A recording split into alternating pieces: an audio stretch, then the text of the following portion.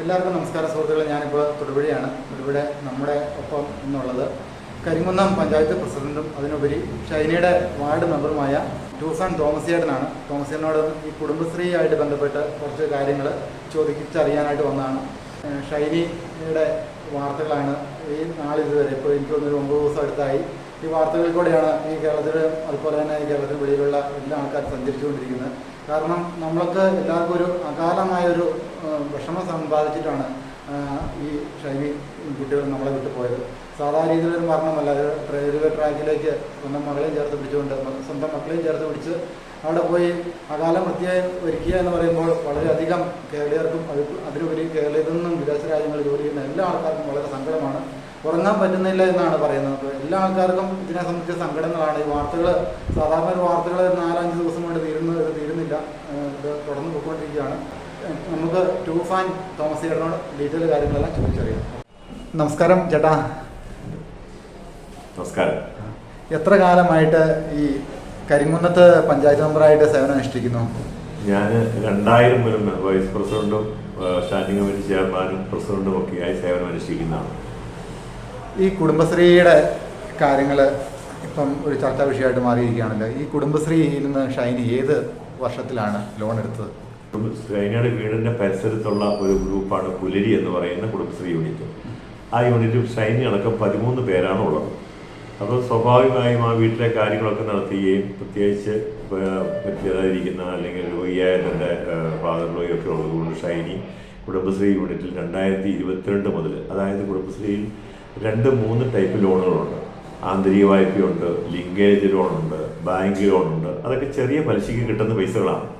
അപ്പോൾ ആ പൈസ അവിടുന്ന് എടുക്കുകയും അത് യഥാസമയങ്ങളിലൊക്കെ അടച്ചുകൊണ്ടിരിക്കുകയാണ്. എല്ലാം തന്നെ തീർന്നിട്ടില്ല, കാരണം അവർക്ക് കാലാവധിയുണ്ട്. അപ്പോൾ അങ്ങനെ ഷൈനി ഒരു മുടക്കം വരാതെ ഈ ഇവിടുന്ന് പോകുന്നതിന് മുമ്പ് വരെ പൈസ അടച്ചുകൊണ്ടിരുന്നതാണ്.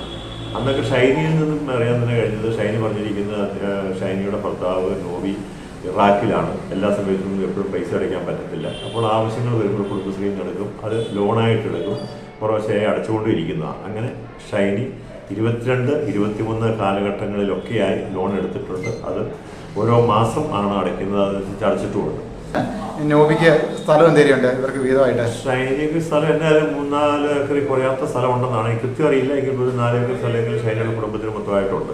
ഷൈനിയുടെ പേരിൽ, ഷൈനിയുടെ ഭർത്താവിൻ്റെ പേരിൽ എത്രയോട് എനിക്കറിയില്ല. കാരണം ഷൈനിയുടെ ഈ പറയുന്ന ഫാദറിലോയും മദറിലോയും ഒക്കെ ജീവിച്ചിരിപ്പുണ്ട്. അവിടെ വീതം നടന്നോ എന്ന് പോലും എനിക്കറിയില്ല. അപ്പോൾ ഷൈനി കുറേ സ്ഥലങ്ങളിൽ ഷൈനി കൃഷി ചെയ്യുന്നുണ്ട്. അതായത് അവരുടെ സ്വന്തം സ്ഥലമായിട്ട് പല സ്ഥലങ്ങളിൽ ഷൈനി വാഴ, അവരുടെ സസ്യങ്ങളൊക്കെ ആയിട്ട് കുറേ സ്ഥലങ്ങൾ കൃഷി ചെയ്യുന്നുണ്ട്.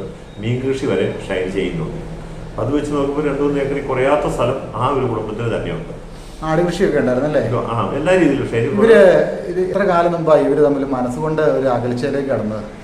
ഇവരുടെ കുടുംബം ഒരു പ്രത്യേക അയൽവക്കത്തെ ആളുകളുമായിട്ട് വലിയ ബന്ധങ്ങളൊന്നും ഇല്ലാത്തൊരു കുടുംബമാണ്. ഇപ്പം ഞാൻ വാർഡ് മെമ്പർ ആണെങ്കിലും അവിടെ ചെന്നാലും അത്യാവശ്യം കാര്യങ്ങളൊക്കെ സംസാരിച്ച് തിരിച്ച് പോരുന്നുള്ളതല്ലാതെ അവരുടെ കാര്യങ്ങളൊന്നും കൃത്യമായിട്ട് അറിയാൻ പറ്റുന്നില്ല.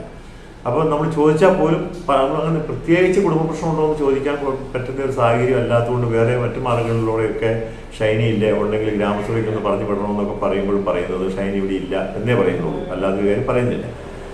അതുകൊണ്ട് എത്ര നാളായി എന്നറിയില്ല, പക്ഷേ ചെറിയ ചെറിയ അസ്വാരസ്യങ്ങളൊക്കെ പല കുടുംബങ്ങളിലും ഉള്ള പോലെ ഉണ്ട് എന്നുള്ളതല്ലാതെ ഇത്രയും കൂടുതലായ പീഡനങ്ങളും കാര്യങ്ങളും നടക്കുന്നുണ്ട് എന്നറിയുന്നു. ശരിക്കും ഇത്രയും കഥകളും ഒക്കെ പുറത്തേക്ക്, വല്ല കഥകളും കാര്യങ്ങളും പുറത്തേക്ക് വന്നത് ഈ പറഞ്ഞ ഷൈനി ഇവിടുന്ന് പോയതിന് ശേഷമാണ് പല ആളുകളും പറയാൻ തുടങ്ങിയത്.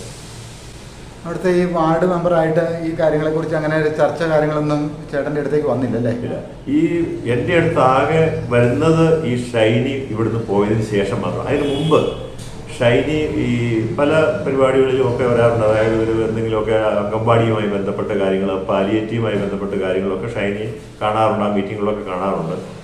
അപ്പോൾ ഒരു സാഹചര്യത്തിൽ ഞാൻ ഷൈനിയോട് ചോദിക്കുകയും ചെയ്തിരുന്നു, ഷൈനി ഏതെങ്കിലും ബുദ്ധിമുട്ടോ, ഷൈനി കാരണം വളരെ മാനസിക വിഷമം പോലെ എന്തെങ്കിലും ബുദ്ധിമുട്ടുണ്ടോ? ഇല്ല, ഒന്നുമില്ല. അത് ചോദിക്കാൻ കാരണം പഞ്ചായത്തിൻ്റെ വാർഡുകളിൽ ജാഗ്രതാ സമിതികളുണ്ട്. ആ ജാഗ്രതാ സമിതി ഇത്തരം സ്ത്രീ സംരക്ഷണമൊക്കെയായി ബന്ധപ്പെട്ട് അവർക്കുണ്ടാകുന്ന ബുദ്ധിമുട്ടുകളൊക്കെ പറഞ്ഞു തീർക്കാനും പരിഹരിക്കുവാനും സ്ഥലം SI അടക്കമുള്ള ആളുകൾ അംഗങ്ങളായിട്ടുള്ള ഈ പറയുന്ന ജാഗ്രതാ സമിതിയുണ്ട്. അപ്പം ഞാൻ ചോദിച്ചു ഷൈനി അങ്ങനെ ഇല്ല, എനിക്ക് അങ്ങനെയുള്ള പ്രശ്നമൊന്നും ഇല്ല എന്ന് ആവർത്തിച്ച് പറയുമ്പോഴും പിന്നെയും അത് ചോദിച്ച് വിഷമാക്കണ്ട എന്ന് ഞാൻ ചോദിക്കാറില്ല. അങ്ങനെ കുടുംബ പ്രശ്നങ്ങളിലേക്ക് പിന്നെ ഞാൻ പോകാറില്ല, അങ്ങനെ പോയിട്ടുമില്ല. പിന്നെ ഷൈനി പാലിയേറ്റീവിലൊക്കെ വന്ന് സഹായിക്കാറുണ്ട്. പാലിയേറ്റീവിൻ്റെ ടീം വരുമ്പോൾ അവരോടൊപ്പം പോയി തൊട്ടടുത്തുള്ള രോഗികളെ കാണാൻ പോകാറുമൊക്കെ ഉണ്ട്. പിന്നെ ഷൈനയുടെ അടുത്ത് തന്നെ ഒരു പ്രായം തന്നെ അമ്മച്ചിക്ക് ഒരു ബുദ്ധിമുട്ട് വന്നപ്പോൾ ഏറ്റവും ആദ്യം ഓടി വന്നത് ഷൈനിയാണ്. ഞാനും അവിടെ ചെന്നായിരുന്നു, അവിടെ ഓടി വന്നതും ഒക്കെ ഷൈനിയാണ്. അങ്ങനെയുള്ള ബന്ധങ്ങളാണ് ഉള്ളത്. വിഷമങ്ങളുള്ളിടത്ത് ഓടിച്ചെന്ന് സഹായിക്കുന്ന ഒരു പ്രകൃതം ഷൈനിക്കുണ്ടായിരുന്നില്ലേ? 100%. ഭയങ്കര ഹെൽപ്പ് 100% ഷൈനിക്കുണ്ടായിരുന്നു. ഷൈനിയെ സംബന്ധിച്ചിടത്തോളം ഞാൻ പല പ്രാവശ്യം പറഞ്ഞിട്ടാണ്, വീണ്ടും ആവർത്തിക്കുന്നു, സ്വന്തമായി ആ കുടുംബത്തിൻ്റെ കാര്യവും മക്കളുടെ കാര്യവും ഷൈനിയുടെ സ്വന്തം കാര്യവും അല്ല. അങ്ങനെയൊക്കെ ഉള്ളവരല്ലാതെ ഒരു കാര്യത്തിൽ ഷൈനി ഒരു മീറ്റിങ്ങിൽ ആവശ്യം, ഒരു ഗ്രാമസഭയിൽ വന്നാൽ അംഗൻവാടിയുമായി ബന്ധപ്പെട്ട എന്തെങ്കിലും ഈ ഒരു മീറ്റിങ്ങിലൊക്കെ വന്നാൽ പോലും ഷൈനി ഒരു അഭിപ്രായം മോശമായി അവിടെ പറയാറില്ല. എന്തെങ്കിലും ഷൈനിക്ക് അഭിപ്രായം പറയാനുണ്ടെങ്കിൽ പറയും, അത്രയേ ഉള്ളൂ. വാർഡ് മെമ്പറും പഞ്ചായത്ത് പ്രസിഡന്റ് എന്നുള്ളതിൽ എനിക്ക് പോലും ഷൈനി എന്ന് ഫോൺ ചെയ്യുന്നത് ഈ പഞ്ചായത്തിൽ ഏതെങ്കിലും രീതിയിലുള്ള ആനുകൂല്യങ്ങൾ, വ്യക്തിഗത ആനുകൂല്യങ്ങളുണ്ടോ, അതായത് ഈ പറഞ്ഞ പോലെ വാഴവിത്ത്, ഷൈനിയുടെ വലിയ ഇതായിരുന്നു വാഴക്കൃഷി. ഷൈനി വാഴക്കൃഷി ചെയ്യുകയും അത് കൊലയായി കഴിയുമ്പോൾ 2-3 കൊല വെച്ച് വെട്ടി ആക്റ്റീവ സ്കൂട്ടറെ കൊണ്ടുപോയി കടയിൽ കൊണ്ട് കൊടുക്കുന്ന രീതിയൊക്കെയായിരുന്നു. അപ്പോൾ ആ രീതിയിൽ ഷൈനി, പിന്നെ മുട്ടക്കോഴി, പഞ്ചായത്തിൽ മുട്ടക്കോഴി വിതരണം ഉണ്ടെങ്കിൽ അത് എന്നോട് ചോദിക്കും, ഉണ്ടെങ്കിൽ മേടിച്ചുകൊണ്ട് പോയി മുട്ടക്കോഴിയുടെ മുട്ട വിതരണമൊക്കെ ചെയ്യാറുണ്ട്. ആ രീതിയിലായിരുന്നു ഷൈനയുടെ ഒരു ജീവിതം എന്ന് പറയുന്നത്. ഞാൻ ഈ ചാനലിൻ്റെ പേര് ഹാർഡ് ഫാർമർ തന്നെയാണ്. അപ്പോൾ ഒരു കർഷകയായപ്പോൾ കർഷകനെ കുറിച്ച് കൂടുതൽ അറിയണമെന്നൊരു ജിജ്ഞാസ നമുക്കുണ്ടായി. അങ്ങനെയാണ് ഞാൻ ആദ്യമായിട്ട് ഡിസ്റ്റേജിന് ഇൻ്റർവ്യൂ ചെയ്തത്. ഈ കുടുംബശ്രീ പദ്ധതിയിൽ നിന്നും ഷൈനി 3.5 ലക്ഷം രൂപ ലോൺ എടുത്തു എന്ന് ഒരു സംസാരം കേൾക്കാനായിട്ട് ഇടയായിട്ടുണ്ട്. ഇത്ര എമൗണ്ട് ഷൈനി എടുത്തിട്ടുണ്ടോ? ഷൈനി എടുത്തിട്ടുണ്ടാവണം ടോട്ടല്. കാരണം ഇത് ഞാൻ സൂചിപ്പിച്ചതുപോലെ 2-3 ടൈപ്പുള്ള ലോണുകളുണ്ട്. ആന്തരിക വായ്പ, ഈ ലിങ്കേജ് ലോണ്, അതുപോലെ തന്നെ വെച്ചാൽ ബാങ്കിൽ നിന്നുള്ള ലോണ്, ഇതൊക്കെ എടുത്തിട്ടുണ്ടാവും. പക്ഷേ ആ എടുക്കുന്നതിനൊക്കെ മാസാമാസമാണ് തിരിച്ചടവ്. അതൊക്കെ ഷൈനി ഇവിടുന്ന് പോകുന്ന ആ സമയം വരെ കൃത്യമായിട്ട് അടച്ചുകൊണ്ടിരിക്കുന്നുണ്ടായിരുന്നു. ഏറ്റവും അവസാനം ഈ പറഞ്ഞ പോലെ ഷൈനി പോയി കഴിഞ്ഞതിന് ശേഷമാണ് ഈ ലോണുമായുള്ള സംഭവവിവാദങ്ങൾ ഉണ്ടാകുന്നത്. വണ്ടി ബസ് ഇല്ലായിരുന്നോ? എത്ര വണ്ടിയുണ്ട്? 2 ഉണ്ടല്ലേ? ഈ കുടുംബശ്രീയിൽ നിന്നും ഷൈനി 3.5 ലക്ഷം രൂപ ലോൺ എടുത്തു എന്നാണ് പൊതുവെ ഒരു സംസാരം. ഈ എമൗണ്ട് കൃത്യമാണോ? അത് തുടക്കം, അതായത് ടോട്ടൽ എത്രയാണ് എടുത്തത് എന്നുള്ളത് കണക്കിരിക്കില്ല. കാരണം 22-23 മുതൽ എടുക്കുകയും തിരിച്ചടയ്ക്കുകയും ഒക്കെ ചെയ്തുകൊണ്ടിരിക്കുകയാണ്. പക്ഷേ ഈ ഷൈനി ഇവിടുന്ന് പോയി കഴിഞ്ഞതിന് ശേഷം അതൊരു പ്രശ്നമായി വന്നു. തിരിച്ചടവ് ഒരു പ്രശ്നമായി വന്നു. തിരിച്ചടവ് പ്രശ്നമായി വന്നപ്പോൾ ഷൈനി അവിടെ ആ ഗ്രൂപ്പുകാരും ഒക്കെ ആയിട്ട് ബന്ധപ്പെട്ടപ്പോൾ ഷൈനി തന്നെ പറയുകയുണ്ടായി, എനിക്കിപ്പോൾ അടിക്കാൻ ഞാൻ വീട്ടുകാർക്ക് വേണ്ടി എടുത്ത പൈസയാണ്, അപ്പോൾ നിങ്ങൾ സ്റ്റേഷനിൽ ഒരു പരാതി കൊടുക്കുകയാണെങ്കിൽ അതിനൊരു തീരുമാനം ഉണ്ടാക്കാൻ നമുക്ക് ശ്രമിക്കാമെന്ന് പറഞ്ഞതിൻ്റെ അടിസ്ഥാനത്തിൽ അവർ കരിങ്കുന്നം സ്റ്റേഷനിൽ കൊണ്ട് കേസ് കൊടുത്തു. കേസ് കൊടുത്തു അവിടെ പരാതി കൊടുത്തു. ഏത് മാസമാണ് പരാതി കൊടുത്തത്? പരാതി ഇപ്പോൾ 5 മാസം മുമ്പാണ്. 5 മാസം മുമ്പ്. അതായത് ഷൈനി ജൂൺ മാസം 12-ാം തീയതിയാണ് പോയത്. ഭർത്താവുമായിട്ട് വഴക്ക് കൂടി പിടിയ കാര്യങ്ങളൊക്കെ ഉണ്ടായിട്ട് അത് ഷൈനിനെ ശാരീരികമായിട്ട് ക്ഷതമേൽപ്പിച്ചു എന്നൊരു പരാതി നിലവിലുണ്ടല്ലോ. കരിങ്കുന്നം സ്റ്റേഷനിലല്ല, അതായത് ഷൈനിയുടെ നാട്ടിലെ പരാതി കൊടുത്തെന്ന് തോന്നുന്നല്ലേ? അല്ല, രണ്ടും. അതായത് ശരിക്കും ഷൈനി കരിങ്കുന്നം പോലീസ് സ്റ്റേഷന്റെ അതിർത്തിയിലാണ്. പക്ഷെ ആ ഒരു കേസ് ഞാൻ അറിഞ്ഞതനുസരിച്ച് ഈ പറഞ്ഞ പോലെ തൊടുപുഴ സ്റ്റേഷനുമായിട്ട് ബന്ധപ്പെട്ട് കൊടുക്കുകയും തൊടുപുഴ സ്റ്റേഷനിൽ നിന്ന് അത് കോടതിയിലേക്ക് ഫോർവേഡ് ചെയ്യുകയും ചെയ്തിട്ടുണ്ട്. പക്ഷെ ശരിയായി ഷൈനി താമസിക്കുന്ന വീട് ഇരിക്കുന്നത് കരിങ്കുന്നം പഞ്ചായത്തിന്റെ കരിങ്കുന്നം പോലീസ് സ്റ്റേഷനിലാണ്. അപ്പം അങ്ങനെയാണ് കരിങ്കുന്നം പോലീസ് സ്റ്റേഷനിൽ പോയി ലോണുമായി ബന്ധപ്പെട്ട് അവരുടെ പരാതി എഴുതി കൊടുക്കാൻ സാധ്യത വന്നത്. കാരണം പരാതി അങ്ങോട്ട് ഇത് പരസ്പര ജാമ്യമായി ഈ ലോണിന്. കുടുംബശ്രീ ലോൺ എന്ന് പറഞ്ഞു കഴിഞ്ഞാൽ അവരുള്ള 13 പേരും പരസ്പര ജാമ്യമാണ്. ഒരാൾ അടച്ചില്ലെങ്കിലും അത് എല്ലാവർക്കും എതിരെ നടപടി വരും. ഷൈനി തന്നെയാണോ ഈ 3.5 ലക്ഷം രൂപ ലോൺ എടുത്തു എന്ന് പറയുന്നത്? ഷൈനിയുടെ പേരിലേ കിട്ടുള്ളൂ. അതായത് ഓരോ വ്യക്തിക്കും അവിടെ ലോൺ കൊടുക്കുന്നത്, ആ ഗ്രൂപ്പിലുള്ളവർക്ക് മാത്രം കൊടുക്കും. അത് ഷൈനിയുടെ പേരിലാണ്. 3.5 ഉണ്ടോ എന്ന് എനിക്കറിയില്ല, പക്ഷേ 22-23 മുതൽ ലോൺ എടുത്തിട്ടുണ്ട്. 22-23 മുതൽ. ഏറ്റവും അവസാനം ഇവർ പരാതി സ്റ്റേഷനിൽ കൊടുക്കാൻ പറഞ്ഞപ്പം അന്നേരത്തെ കണക്ക് കിട്ടിയിരിക്കുന്നതിന് ഈ പറഞ്ഞ പോലെ ഇപ്പം നിലവിൽ ബാലൻസ് നിൽക്കുന്നത് 1,26,000 രൂപയാണ് ഷൈനി കൊടുക്കാനുള്ളത്. 1,26,000 ഇപ്പോഴത്തെ ഡേറ്റിൽ കൊടുക്കാനുള്ളത്. അതിനു മുമ്പ് ഞാൻ സൂചിപ്പിച്ചതുപോലെ ഈ 5 മാസം മുമ്പ് ഇവർ സ്റ്റേഷനിൽ പരാതി കൊടുപ്പിക്കുകയും അവിടെ ഇവരെയൊക്കെ വിളിപ്പിക്കുകയും ചെയ്തു എന്നാണ് എനിക്ക് മനസ്സിലാക്കാൻ കഴിഞ്ഞത്. അപ്പോൾ അവിടെ ചെന്നപ്പോൾ പ്രശ്നം അത് അച്ഛൻ ഇടപെടുകയും അത് കേസിൻ്റെ വഴിക്ക് പൊയ്ക്കോട്ടെ എന്ന് പറഞ്ഞതുമായിട്ടാണ് എനിക്ക് അറിവ് കിട്ടിയത്. ഞാനന്ന് പോയില്ല, എന്നെ വിളിപ്പിച്ചുമില്ല. അപ്പം ഇവർ സ്റ്റേഷനിൽ നിന്ന് പറഞ്ഞപ്പം അവർ പറഞ്ഞത് കേസിൻ്റെതായ രീതിയിൽ പൊക്കോട്ടെ എന്ന് പറഞ്ഞ് അവിടെ കൊണ്ട് അവസാനിപ്പിച്ച് പോന്നു. അതിനുശേഷം ഞാൻ ഇവരെ ഈ ഷൈനിയെയും ഷൈനിയുടെ ഫാദറിനെയും ഈ കുടുംബശ്രീ അംഗങ്ങളെയും പഞ്ചായത്തിൽ വിളിപ്പിക്കുകയും അവിടെ വെച്ച് ഒരു സെറ്റിൽമെൻറ്റ് ഉണ്ടാക്കുകയും ചെയ്തു. ആ സെറ്റിൽമെൻറ്റ് ഞാൻ ഷൈനിയോടും അല്ലെങ്കിൽ ഷൈനിയുടെ സ്വന്തം പിതാവിനോടും ചോദിച്ചപ്പോൾ പിതാവ് പറഞ്ഞത് ഞങ്ങൾ കുറേശ്ശെ തിരിച്ചടച്ചോളാം. ഷൈനിയും എന്നോട് പറഞ്ഞു, പ്രസിഡന്റ് ഞങ്ങൾ തോമസ് ചേട്ടാ ഞങ്ങൾ കുറേശ്ശെ ഉണ്ടാകുന്നതനുസരിച്ച് അടച്ചോളാം. അപ്പം ഞാനത് അംഗീകരിച്ചു. അതിന് മുമ്പ് ഷൈനി ഒരു വാക്ക് പറഞ്ഞിരുന്നു, ഞാനൊരു ജീവിതാവസരത്തിന് അതായത് ഈ പിള്ളേർക്ക് വേണ്ടിയിട്ട് ഞാനൊരു കേസ് കൊടുത്തിട്ടുണ്ട്, അപ്പോൾ അതിൽ നിന്ന് കുറേ പൈസ എനിക്ക് കിട്ടാൻ സാധ്യതയുണ്ട്. അപ്പോൾ ആ സാധ്യത പൈസ കിട്ടുന്നതനുസരിച്ച് ഞാൻ കൊടുത്തോളാം എന്ന് പറഞ്ഞു. ഞാൻ പറഞ്ഞത് നമുക്ക് എന്താണെന്ന് അറിയാൻ പറ്റത്തില്ല, അപ്പോൾ എവിടെയെങ്കിലും എനിക്കൊരു ജോലി കിട്ടുവാണെങ്കിൽ ഞാൻ കുറേശ്ശെ തിരിച്ചടച്ചോളാം എന്ന് പറഞ്ഞു. ഈ പൈസയുടെ കാര്യം ഞങ്ങൾ ഇവരെല്ലാവരുമായിട്ട് ഒന്നിച്ച് പഞ്ചായത്ത് വെച്ച് സംസാരിക്കുമ്പോൾ അവർ പറഞ്ഞത് ജോലി കിട്ടുന്നതും അല്ലെങ്കിൽ ഏതെങ്കിലും പൈസ കിട്ടുവാണെങ്കിൽ ഞാൻ തന്നെ തിരിച്ചടച്ചോ, വീട്ടിലേക്ക് എടുത്ത പൈസയാണെന്ന് വീണ്ടും ആവർത്തിച്ചു. തരുന്നില്ലെങ്കിൽ ഞാനത് അടച്ചോളാമെന്ന് പറയുകയും അതിൻ്റെ അടിസ്ഥാനത്തിൽ 4 മാസം അല്ലെങ്കിൽ 5 മാസമായി ഞാൻ ഈ സെറ്റിൽമെൻറ്റ് ഉണ്ടാക്കിയിട്ട് ഈ 5 മാസം കൊണ്ട് 35,000 രൂപയോളം ആ കുടുംബശ്രീ യൂണിറ്റിൽ ഗൂഗിൾ പേ ചെയ്ത് ഷൈനി തിരിച്ചടച്ചിട്ടുണ്ട്. ഈ ഗൂഗിൾ പേ ആരുടെ അക്കൗണ്ടിലാണ് ചെയ്തത്? അത് ആ പുലരി ഗ്രൂപ്പിന്റെ പേരിൽ അവർക്ക് സ്വന്തമായിട്ട് അക്കൗണ്ട് ഉണ്ട്. പുലരിക്ക് സ്വന്തമായിട്ട് അക്കൗണ്ട് ഉണ്ട്. പുലരി ഗ്രൂപ്പിന് അക്കൗണ്ട് ഉണ്ട്, എല്ലാം ത്രൂ അക്കൗണ്ടാണ് പോകുന്നത്. അപ്പൊ ആ ഗ്രൂപ്പിലേക്ക് 35,000 രൂപ ഷൈനി തിരിച്ചടച്ചിട്ടുണ്ട്. ഇപ്പോൾ ഈ ഷൈനി ഫാദറുമായിട്ട് എന്നാണ് ഈ കരിങ്കുന്നം തന്നെ? അത് 4-5 മാസം മുമ്പായിരിക്കണം. 2 പ്രാവശ്യം എൻ്റെ അടുത്ത് വന്നിട്ടുണ്ട്. ഷൈനീനെ ഭർത്താവ് ഉപദ്രവിച്ചായിരുന്നല്ലോ. ഈ ഉപദ്രവിച്ചിട്ട് ഇതിനെ സംബന്ധിച്ച് ചേട്ടനാ ഇതുമായിട്ട് ബന്ധപ്പെട്ടായിരുന്നോ? അന്ന് പോയായിരുന്നോ? അന്ന് രാവിലെ തൊട്ട് വൈകിട്ട് വരെ ഇവിടെ അടിച്ചെന്നാണ് ഈ പിതാവിന്റെ ഭാഗത്തുനിന്നുള്ളൊരു മൊഴി. അല്ല, അത് അങ്ങനെയല്ല. ഷൈനിയെ രാവിലെ തൊട്ട് വൈകിട്ട് വരെ അടിച്ചതല്ല. ഞാൻ പിറ്റേ ദിവസത്തോടെ നമ്മളല്ലോ ഒരു വീട്ടിൽ കയറി ചോദിക്കാൻ കൊള്ളിയാൽ ഞാൻ അന്വേഷിച്ചപ്പോൾ ഒരു ദിവസം വൈകുന്നേരമാണ് ഈ സംഭവം ഉണ്ടാകുന്നത്.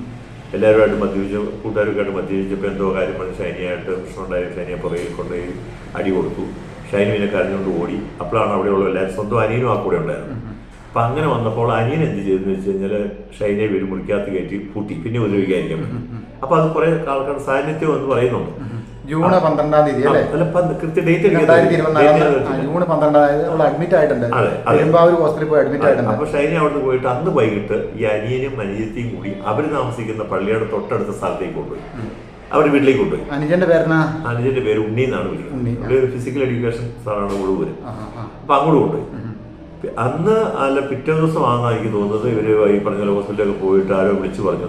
അവിടെ അതായത് പിതാവിന്റെ മൊഴി അനുസരിച്ചാണ് ആരോ അവിടെ ചെന്ന് പറഞ്ഞു.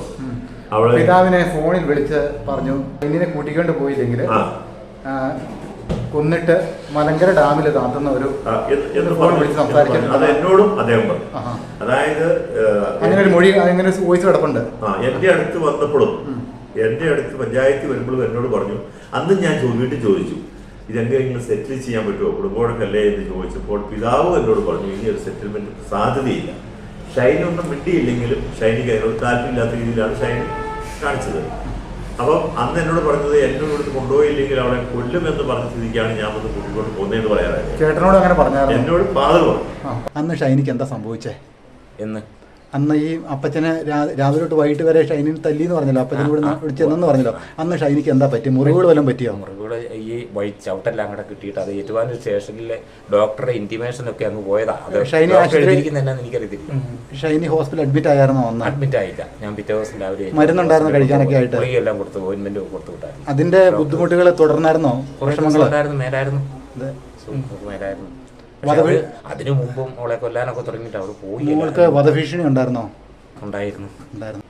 ഷൈനിയുടെ ഫാദർ പറഞ്ഞു. ഷൈനിയുടെ ഫാദർ ഞാൻ അതായത് ഇവിടെ ഒന്ന് കൂട്ടിക്കൊണ്ട് പോയില്ലെങ്കിൽ പിറ്റേ ദിവസം അവളെ രാവിലെ കാണുള്ളൂ എന്ന് ഈ നോബി പറഞ്ഞു എന്ന് എന്നോട് പറഞ്ഞു. അതുകൊണ്ട് ഇനി അത് സെറ്റിൽമെന്റിലേക്ക് കിടക്കാൻ സാധ്യത കുറവാണ് എന്ന് പറഞ്ഞു. ഷൈനി എന്നോട് പറഞ്ഞു ഞാൻ അവിടെ പോയി ഏതെങ്കിലും രീതിയിലൊരു ജോലി കിട്ടി ഞാൻ ആ ജോലിയായിട്ട് മുമ്പോട്ട് പോയിക്കോളാം, ഈ പൈസയും ഞാൻ അടച്ചോളാം, എൻ്റെ പിള്ളേർ ഇതൊക്കെയാണ് ഷൈനി എന്നോട് പറയുന്നത്. ഷൈനിക്കും തുറന്നു പറയാനുള്ള ഒരു താല്പര്യവുമില്ല, പിന്നെ ഇവിടെ നിൽക്കാനുള്ള ഒരു താല്പര്യവും ഞാൻ കണ്ടില്ല. നമ്മളെ കൊണ്ട് കുട്ടിയെ കൂടിയാലാത്തതുകൊണ്ട് നമ്മളതിലേക്ക് ഒത്തിരി ഡീപ്പായിട്ട് കുടുംബത്തിലേക്ക് പോയിട്ടില്ല. പക്ഷെ ഒരു കാര്യം ഞാൻ ചെയ്തു, ഷൈനി അതിന് ശേഷം ഒരു ദിവസം എന്നെ വിളിച്ചിട്ട് പറഞ്ഞു ഷൈനിക്ക് ഒരു 12 വിളിച്ചത് അത് ഈ പറഞ്ഞ തൊട്ടടുത്ത ദിവസം തന്നെയാണ് മരിക്കുന്നതിന്റെ ഒന്നുമില്ല, അതിനൊക്കെ 5-6 മാസം മുമ്പ് ഈ സെറ്റിൽമെന്റ് ചെയ്ത് കഴിഞ്ഞിട്ട് ലോൺ ഇവിടെ പോയതിനു ശേഷം എന്നെ വിളിച്ചപ്പോൾ പോയത് ജൂൺ മാസം 12-ാം തീയതി. അപ്പൊ എന്നോട് പറഞ്ഞു എനിക്ക് ഈ കാരിത്താസിൽ ഒരു ജോലി തരാമെന്ന് പറഞ്ഞിട്ടുണ്ട്, പക്ഷേ എനിക്കൊരു 12 വർഷത്തെ ഗ്യാപ്പുണ്ട്. അപ്പോൾ എനിക്കൊരു സർട്ടിഫിക്കറ്റ് കിട്ടുവാണെങ്കിൽ സഹായിക്കാമെന്ന് ചോദിച്ചാൽ നമ്മൾ തീർച്ചയായും ഷൈനി കുഴപ്പമില്ല. കാരണം ഈ ഷൈനി കരിങ്കുന്ന് ഗ്രാമപഞ്ചായത്തിന്റെ പാലിയേറ്റീവിന്റെ കൂടെ വല്ലപ്പോഴും പോകാറുണ്ട്. പാവപ്പെട്ട രോഗികളൊന്നൊക്കെ ഞങ്ങൾ പാലിയേറ്റീവ് പോകാറുണ്ട്. അത് സമയം കിട്ടുമ്പോഴൊക്കെ പോകില്ല. അപ്പം പ്രത്യേകിച്ച് ആ ഷൈനിയുടെ വീടിൻ്റെ ഭാഗത്തേക്ക് വരുമ്പോൾ ഷൈനിയും കൂടെ ജോയിൻ ചെയ്യാറുണ്ട്. അപ്പം അതിനകത്ത് ആർക്ക് വേണമെങ്കിലും വോളണ്ടറി ആയിട്ട് ജോയിൻ ചെയ്യാം, അങ്ങനെയൊക്കെ പോകും. അപ്പോൾ ഷൈനി അങ്ങനെ ജോയിൻ ചെയ്യാറുണ്ട്, പോകാറുണ്ട്. അപ്പോൾ അത് വെച്ച് ഞാൻ ഞങ്ങളുടെ ഡോക്ടറോട് PhD ഡോക്ടറോട് ചോദിച്ചു. ഡോക്ടർ പറഞ്ഞു കുഴപ്പമില്ല, പാലിയേറ്റീവ് ഒക്കെ കൊണ്ട് നാളെ നമുക്ക് സർട്ടിഫിക്കറ്റ് തരാമെന്ന് പറഞ്ഞു. അങ്ങനെ ഞാൻ ഈ ഷൈനയുടെ ഫാദറും ഷൈനിയുടെ എൻ്റെ അടുത്ത് വരികയും ഞാൻ പറഞ്ഞു വിട്ട് ഡോക്ടർ സർട്ടിഫിക്കറ്റ് എഴുതി കൊടുക്കുകയും ചെയ്തു. അപ്പം അന്ന് എന്നോട് പറഞ്ഞത് എത്ര നാളത്തെ എക്സ്പീരിയൻസിന്റെ എഴുതി കൊടുത്തത്? നമ്മൾ അത് ഡേറ്റ് വെച്ചിട്ടില്ല. ഷൈനി നിരന്തരം കണ്ടിന്യൂസ് അല്ല പോകുന്നത്. അപ്പൊ ഷൈനി ഇവിടെ ഹോസ്പിറ്റലുകാർ അംഗീകരിക്കുന്ന അതായത് പാലിയേറ്റീവിൽ പുള്ളിക്കാരത്തി ജോലി ഷൈനി ജോലി ചെയ്യുന്നുണ്ടോ എന്ന് പറഞ്ഞ് കൊടുത്തു. പക്ഷേ എന്നോട് അവിടെ ചെന്നതിന് ശേഷം പിന്നെ ഈ പറഞ്ഞ പോലെ വീണ്ടും ഈ പൈസയായിട്ട് ബന്ധപ്പെട്ട് വന്നപ്പോൾ ഞാൻ ചോദിച്ചു പറഞ്ഞില്ല, എനിക്കത് കിട്ടിയില്ല കേട്ടോ, അവർ തന്നില്ല എന്ന് പറഞ്ഞു. അപ്പം ഞാൻ ചോദിച്ചു തന്നില്ല എന്ന് പറഞ്ഞാൽ അവർ തരാമെന്ന് പറഞ്ഞാണല്ലോ, എന്നാലും എനിക്കത് തന്നില്ല, കിട്ടിയില്ല എന്നൊരു വാക്കിൽ ഷൈനി ഒതുക്കി. പിന്നെ അതിനപ്പുറത്തേക്ക് എന്നോടൊന്നും പറഞ്ഞിട്ടില്ല. അപ്പം ആ രീതിയിൽ നമ്മൾ നോക്കി കിട്ടി. അപ്പം ഞാൻ ഒരു കാര്യം ഞാൻ പറഞ്ഞു, ഷൈനി അപ്പം എനിക്ക് കിട്ടിയില്ല തോമസ് ചേട്ടാ, എനിക്ക് ഇനിയിപ്പോൾ എന്നെ ചെയ്യണമെന്ന് അറിയില്ല എന്ന് വെച്ചാൽ ഞാൻ പറഞ്ഞു ഷൈനി കോട്ടയത്ത് എനിക്ക് വലിയ ബന്ധങ്ങളൊന്നുമില്ല, പക്ഷെ തൊടുപുഴ എനിക്ക് അത്യാവശ്യം ഹോസ്പിറ്റലുകാരോട് ബന്ധമുണ്ട്, തൊടുപുഴയിൽ ഞാൻ എവിടെയെങ്കിലും നിന്ന് അന്വേഷിക്കട്ടെ എന്ന് ചോദിച്ചു. അപ്പം അതിനോട് താല്പര്യം പറഞ്ഞില്ല. തൊടുപുഴയ്ക്ക് വരാൻ മനസ്സുകൊണ്ടാകുന്നിട്ടാണ് തന്നെയല്ല, പിന്നെ തൊഴിൽ വന്നാലും ഹോസ്റ്റലിലൊക്കെ നിൽക്കണ്ടേ, പിന്നെ സ്വന്തം വീട്ടിൽ നിൽക്കാവില്ല, അങ്ങനെ എന്തോ ആയിരിക്കും. എന്നോട് പറഞ്ഞു ഇല്ല തൊടുപുഴയ്ക്ക് വരാൻ താല്പര്യമില്ല, കോട്ടയത്ത് ആണെങ്കിൽ കുഴപ്പമില്ല. പക്ഷെ ഞാൻ അതിനോടനുബന്ധിച്ച് ഇവിടുന്ന് പോയപ്പോൾ ജൂൺ 12-ാം തീയതി പോയപ്പം കേസ്, അതായത് കരിമണ്ണ കേസ് കൊടുത്ത് ഇവിടെ ശാരീരികമായിട്ട് ഉപദ്രവിച്ച് നടന്ന കേസ് അത് തൊടുപുഴ സ്റ്റേഷനിലാണ്. കരിമണ്ണ സ്റ്റേഷനിൽ ഒറ്റ കേസേ ഉള്ളൂ, ഈ കുടുംബശ്രീയുടെ ലോൺ വായ്പ കേസായിട്ടില്ല. കൊച്ചിനെ ഉപദ്രവിച്ചതിന്റെ ഒരു കേസുണ്ടോ? കൊച്ചിനെ ഉപദ്രവിച്ചതിന്റെ കേസ് ഉണ്ടോ എന്ന് എനിക്കറിയില്ല, അതൊക്കെ പിന്നീട് എനിക്ക് കിട്ടിയ അറിവാണ്. കൊച്ചിനെ ഉപദ്രവിച്ചു എന്നൊക്കെ ഇത് ഞാൻ പറഞ്ഞല്ലോ, ഇത് മുഴുവൻ കാര്യങ്ങളും ഡീറ്റെയിൽ ആയിട്ട് ഓരോരുത്തരും പല ആളുകളും ചർച്ചയ്ക്ക് എടുത്തപ്പോഴാണ് പല കാര്യങ്ങളും വരുന്നത്. അത് ഷൈനി പോയതിന് ശേഷം അതിന്റെ ആധികാരികത എത്രയോളം നമുക്ക് അറിയില്ല. പക്ഷെ ഒരു കാര്യം സത്യമാണ്, എന്തൊക്കെയോ കുറച്ചൊക്കെ കാര്യങ്ങളുണ്ട്. ഇപ്പം നോബിയെ പറ്റി പറയുന്ന കുഴപ്പമില്ല. നോബി എല്ലാവരും ശരിയാണ്, നോബിയെ കുറ്റം പറയുന്നുണ്ട്. നോബി ഒന്നാം പ്രതി തന്നെയാണ്, ഒരു സംശയവും വേണ്ട, ഏത് അർത്ഥത്തിലും ഒന്നാം പ്രതിയാണ്. പക്ഷേ ഇത് നമ്മൾ ഏതെങ്കിലും ഒരു ഇതിന്റെ പേരിലെടുക്കാതെ സത്യസന്ധമായ ഒരു അന്വേഷണം വേണമെന്ന് എനിക്ക് ഈ മരണത്തിന് ശേഷം ബന്ധപ്പെട്ടവരും ഇടപെട്ടവരും എനിക്ക് തോന്നിയിട്ടുണ്ട്. സമാധാനം തന്നെയല്ല, പലരും ഇൻവോൾവ് അതിനകത്ത്. പക്ഷെ ഒരുപക്ഷെ വാക്കുകൊണ്ടോ പ്രവൃത്തി കൊണ്ടോ ഒക്കെ ആയിരിക്കും. ഷൈനി അതായത് പലരും അവിടെ ചെന്നപ്പോഴും ഷൈനിക്ക് വേണ്ട ഒരു സപ്പോർട്ടൊന്നും കിട്ടിയിട്ടില്ല. പല അവകാശവാദങ്ങളും പറയുന്നുണ്ടെങ്കിലും ഷൈനയുടെ വീട്ടിൽ നിന്നും ഒരു സപ്പോർട്ട് കിട്ടിയിട്ടില്ല എന്ന് ഞാൻ അവസാനത്തെ ഒരു ഓഡിയോ കേട്ടതാണ്. ഷൈനിക്ക് പിള്ളേരെ പോലും നിർത്തിയേച്ച് പോകാൻ പറ്റാത്തൊരു സാഹചര്യം അത് ഞാൻ എന്നോട് പറഞ്ഞിരുന്നു. ഇവിടെ രക്ഷയില്ലെങ്കിൽ ഞാൻ ബോംബെക്ക് പോയി ഈ പറഞ്ഞതുപോലെ എന്തെങ്കിലും ജോലി, ഷൈനി കുറച്ച് നാൾ ബോംബെ ജോലി ചെയ്താൽ, പക്ഷെ പിള്ളേരെ ആക്കാനൊരു സൗകര്യം വേണം. ഈ രണ്ട് വീട്ടിലും നിർത്താൻ പറ്റുന്ന സാഹചര്യം അല്ലെന്നൊക്കെയുള്ള രീതിയിലാണ് വെച്ചത്. ഹോസ്റ്റലിൽ നിർത്താൻ ഹോസ്റ്റലുകാരും സമ്മതിച്ചില്ല. ഷൈനി ജൂൺ മാസം 12-ാം തീയതിയാണല്ലോ ഇവിടുന്ന് പോകുന്നത്. പോയി കഴിഞ്ഞിട്ട് പിന്നെ ഷൈനിക്ക് എത്ര രൂപ കുടുംബശ്രീയിലേക്ക് അടയ്ക്കാനുണ്ടായിരുന്നു? അല്ലെ, അതാ പറഞ്ഞത് 1,26,000 രൂപ ഇപ്പം അടയ്ക്കാറുണ്ട്. ഈ ഗ്യാപ്പിൽ ഷൈനി പോയ സമയത്ത് ഞാൻ 35,000 രൂപ അടച്ചു. 35,000 രൂപ അടച്ചു. ഇപ്പൊ 1,26,000 അടയ്ക്കാറുണ്ട്. ഈ ഷൈനി കുടുംബശ്രീയിൽ നിന്ന് ലോൺ അടയ്ക്കുന്നതിനെ സംബന്ധിച്ച് ഈ കുടുംബശ്രീയിലുള്ള ഒരു 4-5 പേര് ഷൈനിനെ വിളിച്ച് അസഫ്യം പറഞ്ഞു എന്നൊരു വോയിസ് കറങ്ങുന്നുണ്ട്. ഇതിനെ സംബന്ധിച്ച് എന്താ പറയാനുള്ളത്? ഈ ഒരു ഭീഷണിയായിരുന്നു, അതായത് പൈസ അടച്ചില്ലെങ്കിൽ ശരിയാകത്തില്ല, അങ്ങനെ ഇങ്ങനെ അതാ ഇതെന്നൊക്കെ പറഞ്ഞിട്ട് ചീത്ത പറഞ്ഞു എന്നൊക്കെ ഒരു വോയിസ് വരുന്നുണ്ട്. പക്ഷേ അതിനോട്ട് എനിക്കതേപ്പറ്റി ഒന്നും അറിയത്തുമില്ല, ഞാനത് കേട്ടിട്ടുമില്ല. ഷൈനി എന്നോട് ഇവർ വന്ന് പരാതി പറഞ്ഞാൽ ഞാനത് മാനേജ് ചെയ്തോളാം എന്ന് പറഞ്ഞുകൊണ്ടാണ് ഞാൻ അതുവരെ ഞാൻ പോയി കഴിഞ്ഞ് 3-4 മാസത്തേക്ക് ഇതേപ്പറ്റി ആരും കൂടുതലായിട്ട് ചർച്ച ചെയ്തില്ല. പൈസ പരാതിയായപ്പോൾ ഇവർ ആരെങ്കിലും എന്തെങ്കിലും പറഞ്ഞു എന്ന് എനിക്കറിയില്ല. പക്ഷേ സാധ്യതയില്ല. എൻ്റെ അടുത്ത് ഈ വിഷയം വന്നപ്പം ഞാൻ പറഞ്ഞു ഞാനിത് പറഞ്ഞ് സെറ്റിൽ ചെയ്തോളാം എന്ന് പറഞ്ഞാണ് ഞാൻ സെറ്റിലാക്കി കൊടുത്തത്. ഞാൻ അതിന് ശേഷം ആരും പറയാൻ വോയിസ് മൊത്തത്തിൽ കറങ്ങുന്നുണ്ട്. അതായത് അസഭ്യം പറഞ്ഞു, അത് നിരന്തരം ഫോൺ വിളികളായിരുന്നു പറഞ്ഞത്. ഷൈനിനെ ചീത്തയും തെറിയൊക്കെ പറഞ്ഞ് അങ്ങനെ വളരെയധികം ടോർച്ചർ ചെയ്ത് അവസാനം ഷൈനി ഇവിടുന്ന് ഈ നാട്ടിൽ നിന്ന് ഫോൺ വിളിച്ചു കഴിഞ്ഞാൽ ഇടുക്കിയല്ലാത്ത ഒരു അവസ്ഥയിലേക്ക് ഷൈനി ആയി എന്നാണ് പറയുന്നത്. കാരണം നാട്ടിലുമായിട്ട് ടച്ച് ഇല്ലാത്തൊരു അവസ്ഥയിലേക്ക് ആയി പോയെന്നാണ് പറയുന്നത്. ഞാൻ ഈ പറഞ്ഞ 4 മാസം മുമ്പ് ഇത് സെറ്റിൽ ചെയ്തപ്പോൾ ഞാൻ ഇവരെ 2 പേരും ഉണ്ടായിരുന്നു. ഇതിൻ്റെ പ്രസിഡന്റ് സെക്രട്ടറി ഉണ്ട്. ഞാൻ അവരുടെ മുമ്പിൽ 4 പേരെ വിളിച്ച് ഞാൻ പറഞ്ഞു, ഇനി ഇതുമായി ബന്ധപ്പെട്ട് എന്ത് കാര്യമുണ്ട് 1 മാസം മുടങ്ങിയാൽ അത് എന്നെ അറിയിച്ചാൽ മതി. ഞാൻ അതിന് ഉത്തരവാദിത്വം ചോദിച്ചു. ഞാൻ ഈയിടെ ആ രസീത് പോയി എടുത്തു. 3 പ്രാവശ്യം 4 പ്രാവശ്യമായിട്ടാണ് 35,000 രൂപ ഷൈൻ എടുത്ത് അയച്ചേക്കുന്നത്. അപ്പൊ എന്തായാലും ഈ സെറ്റിൽമെന്റിന് ശേഷം ഒന്നും പറയാൻ സാധ്യതയില്ല. കാരണം ഷൈനി അടച്ചിട്ടുമുണ്ട്. 30,000 രൂപ 4 മാസം കൊണ്ട് അടയ്ക്കാന്ന് ചെറിയ കാര്യം, അപ്പൊ അടച്ചിട്ടുമുണ്ട്. പിന്നെ ഷൈനിയെ പറ്റി ആരെങ്കിലും ഈ കൂട്ടത്തിലുള്ളവരാരെങ്കിലും വല്ലതും പറഞ്ഞ ഒരു പരാതിയോട് പറഞ്ഞു ഷൈനി ചിലപ്പിച്ചിട്ട് കുറച്ച് ദിവസമൊക്കെ താമസിക്കുമായിരിക്കും.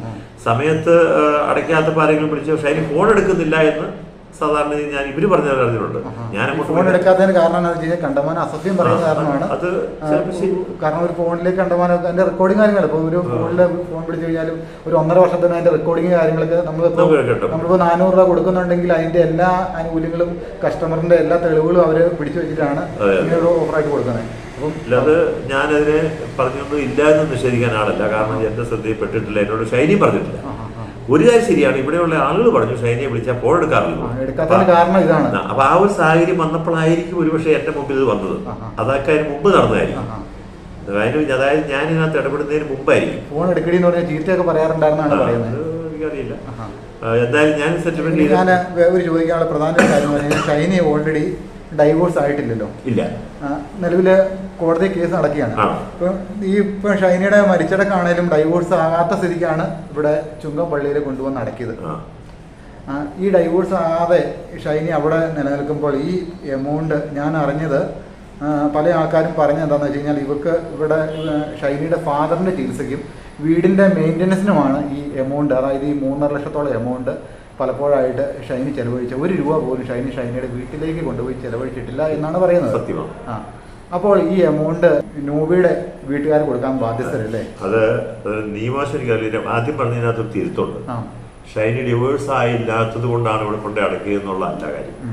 അതായത് ഞങ്ങളുടെ സഭാ സംവിധാനത്തിൽ പ്രത്യേകിച്ച് കത്തോലിക്ക സഭയിൽ ഏത് ഇടവക്കാരാണോ ആ ഇടവയിലെ വികാരിച്ച കത്ത് കൊടുത്താൽ എവിടെയും കൊണ്ട് അടക്കാം, വേറെ പള്ളിയിൽ അടക്കാം.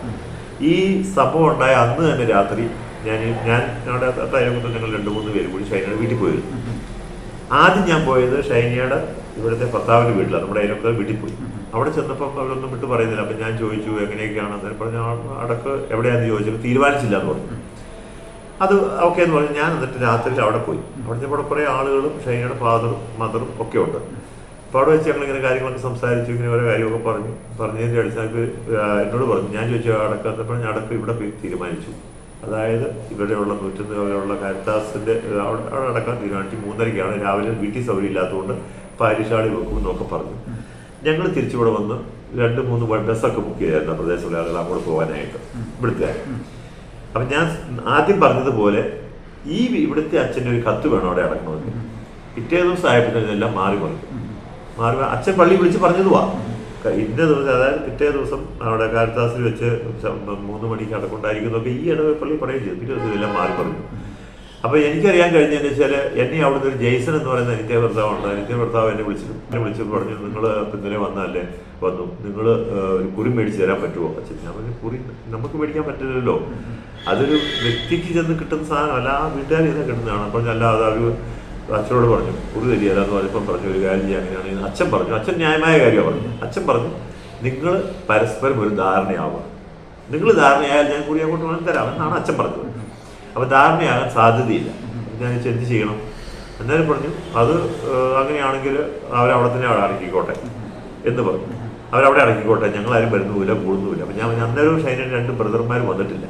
അപ്പം ഞാൻ പറഞ്ഞു അവരോട് വന്നിട്ട് അല്ല എനിക്ക് അതിൻ്റെ ബ്രദർമാരെ കണ്ട് സംസാരിച്ചിട്ടുണ്ടോ? ഇല്ല, കണ്ടില്ല. അവർ വന്നില്ല. അവർ വരാത്തത് ഞാൻ പറഞ്ഞു ഞങ്ങൾ സംസാരിക്കുമ്പോൾ പിറ്റേ ദിവസം ഇവർ വരും.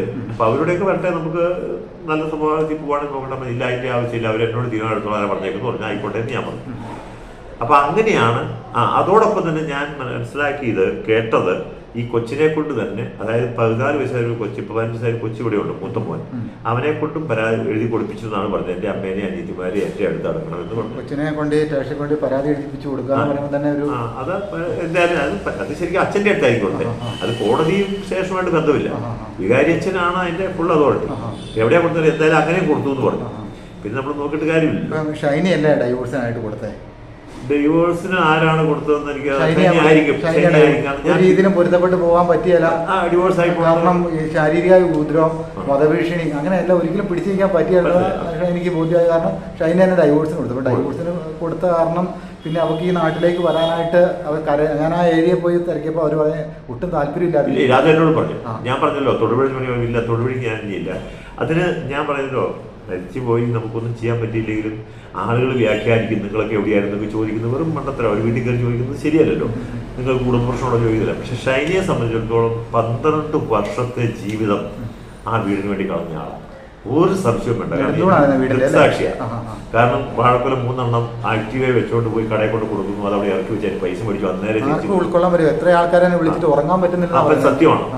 സത്യമാണ്. അതുപോലെ നല്ല 2 കൊച്ചു പിള്ളേർ, നല്ല മിടുക്കരും, ഒരു കുഴപ്പമില്ല, നല്ല പിള്ളേരുമാണ്. അപ്പം സ്വാഭാവികമായും ഷൈനി കൂടുതൽ സംസാരിക്കാതെ ഇങ്ങനെ പോയി അവസാനം കൊണ്ട് ഷൈനയുടെ അവസ്ഥ ഇതായെന്ന് പറഞ്ഞപ്പോൾ ആർക്കും, നമ്മുടെ ഈ പ്രദേശത്തിലെ ആർക്കും, ഒരുപക്ഷെ ഇത് ഈ വീഡിയോയ്ക്കൊക്കെ കണ്ടവർക്ക് പോലും സഹിക്കാൻ പറ്റില്ല. ലോക്കോ പൈലറ്റും പറയുന്നത് ഇതുപോലെ മരണം കണ്ടിട്ടില്ല. അപ്പൊ ആ അമ്മ ആ രീതിയിൽ അതിന്റെ മനസ്സിനെ പാകപ്പെടുത്തി എടുത്തിട്ടുണ്ടെങ്കിൽ ഒരുപാട് സങ്കടങ്ങളുണ്ട്.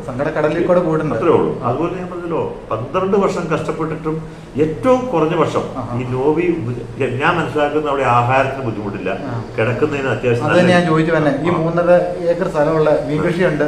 ഇതിന് കിട്ടുന്ന അറ്റാദായം കൊണ്ട് തന്നെ അവർക്ക് സുഖമായിട്ട് ജീവിച്ചു പോകാം. അവരുടെ വീടിന്റെ ചുറ്റുവട്ടത്ത് ഞാൻ അന്വേഷിച്ചപ്പോൾ അറിയാൻ പറ്റിയ, ഞാൻ ഫാദറിനോട് ചോദിച്ചില്ല എങ്കിൽ തന്നെ എനിക്കറിയാൻ പറ്റും 8 സെന്റ് സ്ഥലമുള്ളൂ. ഈ 8 സെന്റ് സ്ഥലത്തു നിന്നാണ് ഈ ഷൈനിയുടെ അനിയത്തിനെ പഠിപ്പിച്ചത്, അതുപോലെ ആങ്ങളമാരെ പഠിപ്പിച്ചത്. ആങ്ങളമാരാണ് വിദേശത്തേക്ക് കടന്നു പോയിട്ട് അധികം നാൾ ആയില്ല. കുറച്ച് കാലം അവർക്ക് ഈ പെങ്ങളെ സഹായിക്കാൻ പറ്റുന്ന ഒരു സിറ്റുവേഷനിലേക്ക് അവർ കടന്നിട്ടില്ല. പക്ഷെ ഇവർക്കും ഭയങ്കര പേടിയും ഭയവും ഒക്കെ ഒത്തിരി കാര്യങ്ങൾ അവരെ വേട്ടയാടി. എന്താണ് അപ്പം അവർ കേട്ട് കഴിയുമ്പോൾ അവർക്ക് സാമ്പത്തികമുണ്ട്, ഈ ഷൈനിയെ സഹായിക്കാൻ മേലെ എന്നൊക്കെ പറ്റുന്ന ഒരു ഇതല്ല. പിന്നെ ഈ കൂടെ ഈ കുടുംബശ്രീയുടെ ലോൺ അവളെ കണ്ടമാനം അവളെ വിഷമിപ്പിച്ചു എന്നാണ് ഒരു കുടുംബശ്രീയുടെ ലോൺ. പക്ഷേ അവരെ സഹായിക്കാൻ പറ്റാത്ത ആങ്ങളന്മാർ പോയിട്ടുള്ളത് ശരിയാണെങ്കിൽ അമ്മ ക്യാൻസർ പേഷ്യന്റാണ്. ഷൈനയുടെ അമ്മ, അവിടുത്തെ അമ്മയും ക്യാൻസർ പേഷ്യന്റ്, ഇവിടുത്തെ ഫാദറും ക്യാൻസർ പേഷ്യന്റ്. ഞാൻ പറഞ്ഞോ ഷൈനയുടെ ഞാൻ പോയി കണ്ടതാണ്. മരിച്ചതിന് ശേഷമാണ് പോയെങ്കിൽ പെട്ടിസിന്റെ സ്ഥലം ചെറിയ മാർക്ക് കൊടുക്കുള്ളൂ. അവർക്ക് അങ്ങനെ ആങ്ങളമാരൊക്കെ സഹായിച്ചാൽ കുഴപ്പമില്ല. പക്ഷെ ഈ 35,000 രൂപ തിരിച്ചടച്ചപ്പോൾ ആരെങ്കിലും ഒക്കെ സഹായിച്ച് കാണും. തന്നെയുമല്ല, ഈ 35,000 രൂപ അടച്ചെങ്കിൽ ആ അടച്ച പൈസ അവിടെ തൊട്ടടുത്ത് പാലിറ്റീവ് കെയറിൽ 16,000 രൂപയ്ക്ക് സാലറി പോകുന്നുണ്ടായിരുന്നു. അവിടെ ഒരു ഫ്രാൻസിസ് എന്ന് പറഞ്ഞ ചേട്ടന്റെ അടുത്ത് പോകുന്നുണ്ട്. തൊട്ടിയായിരുന്നു ആ ചേട്ടനാണ് ആ വീഡിയോ മറ്റേ CCTV. അപ്പം ഈ ഷൈനിക്ക് മാനസിക ബുദ്ധിമുട്ടുകളോടെ പിന്നെ വന്നു. പിള്ളേരെ ഒന്നും ചെയ്യാൻ പറ്റാത്തൊരു അവസ്ഥ. കാരണം എന്നോടൊക്കെ സംസാരിക്കുമ്പോൾ ഭയങ്കര ആത്മവിശ്വാസത്തിലായിരുന്നു ഷൈനി. തുറന്നു പറഞ്ഞാലും നമുക്ക് വേറെ ഓൾട്ടർനേറ്റ് എന്തെങ്കിലും കണ്ടുപിടിക്കാൻ വരെ ജോലിക്ക് ശ്രമിക്കും, അങ്ങനെയൊക്കെ അല്ലെങ്കിൽ ചെയ്യാമെന്നുള്ളതല്ലാതെ ഇവരുടെ വീടുമായിട്ട് നമുക്ക്, ഞാൻ ആരെയും ഒരു സമൂഹത്തെ അടച്ച് ആക്ഷേപിക്കില്ല.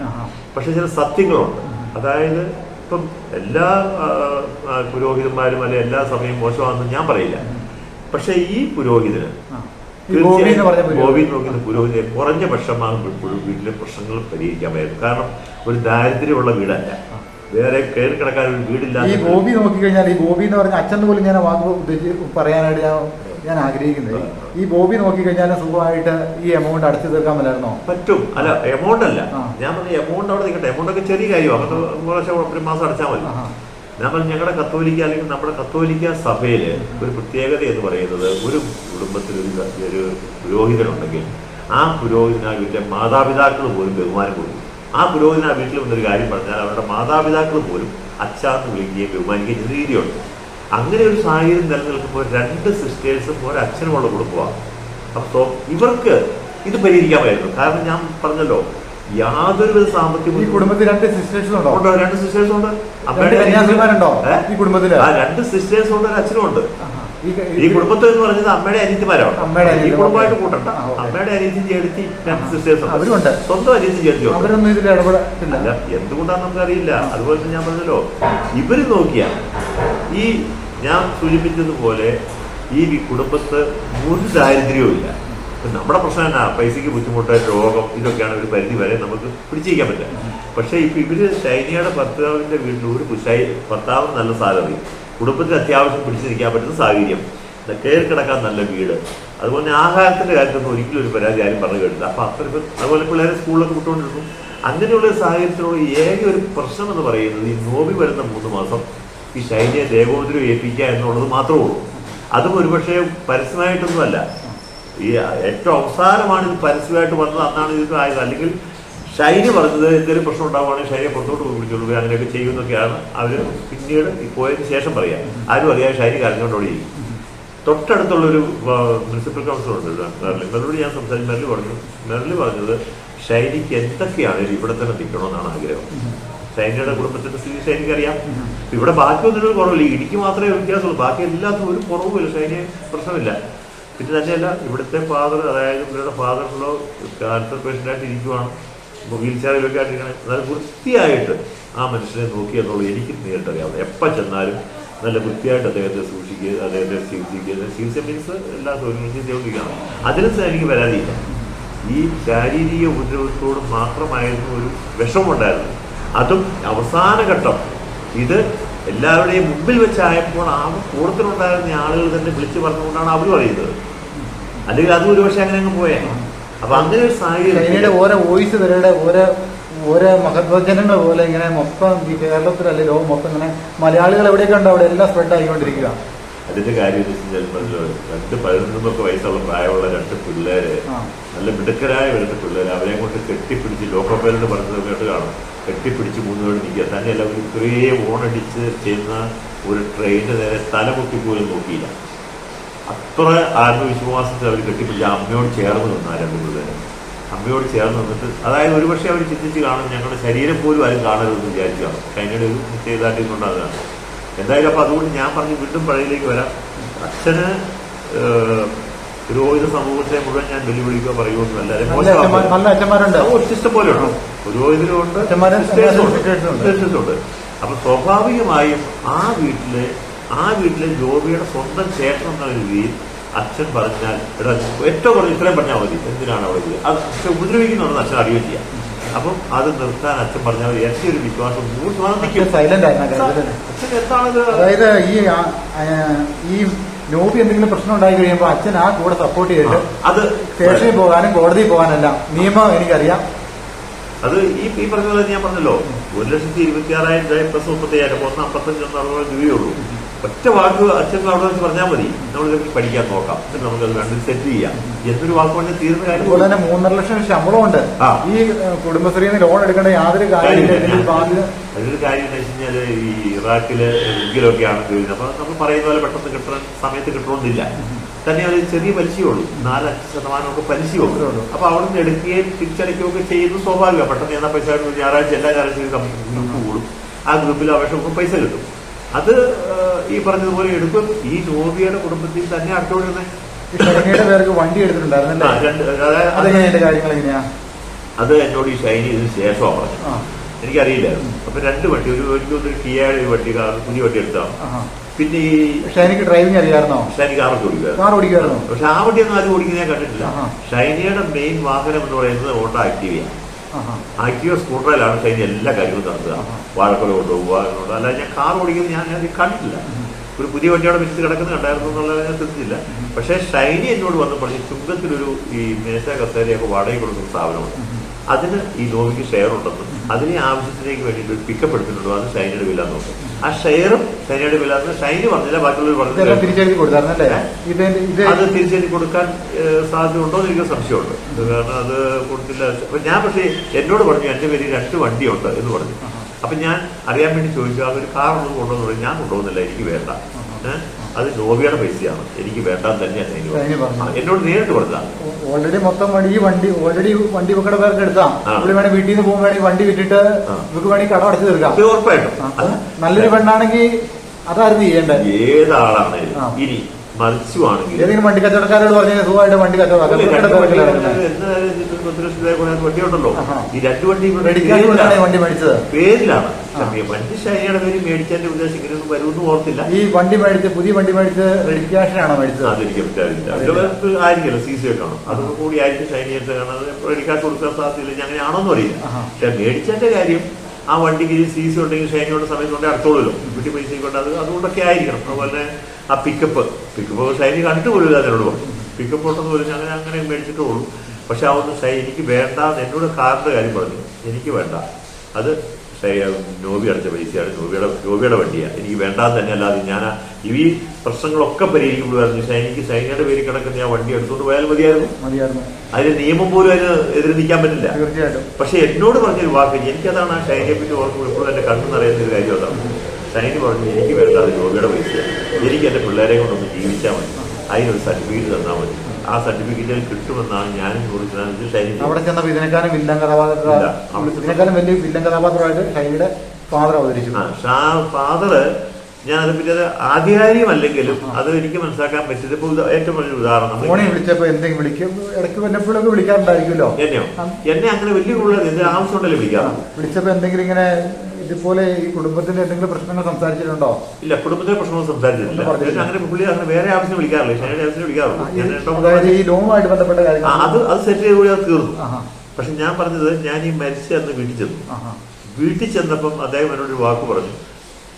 ഞാൻ മാത്രമല്ല, ഈ 3 ദിവസം മുമ്പാണ് ഞാൻ ഷൈനിയുടെ പിള്ളേരുടെ ഫീസ് 26,000 രൂപ കൊണ്ട് അടച്ചതെന്ന് പറഞ്ഞു.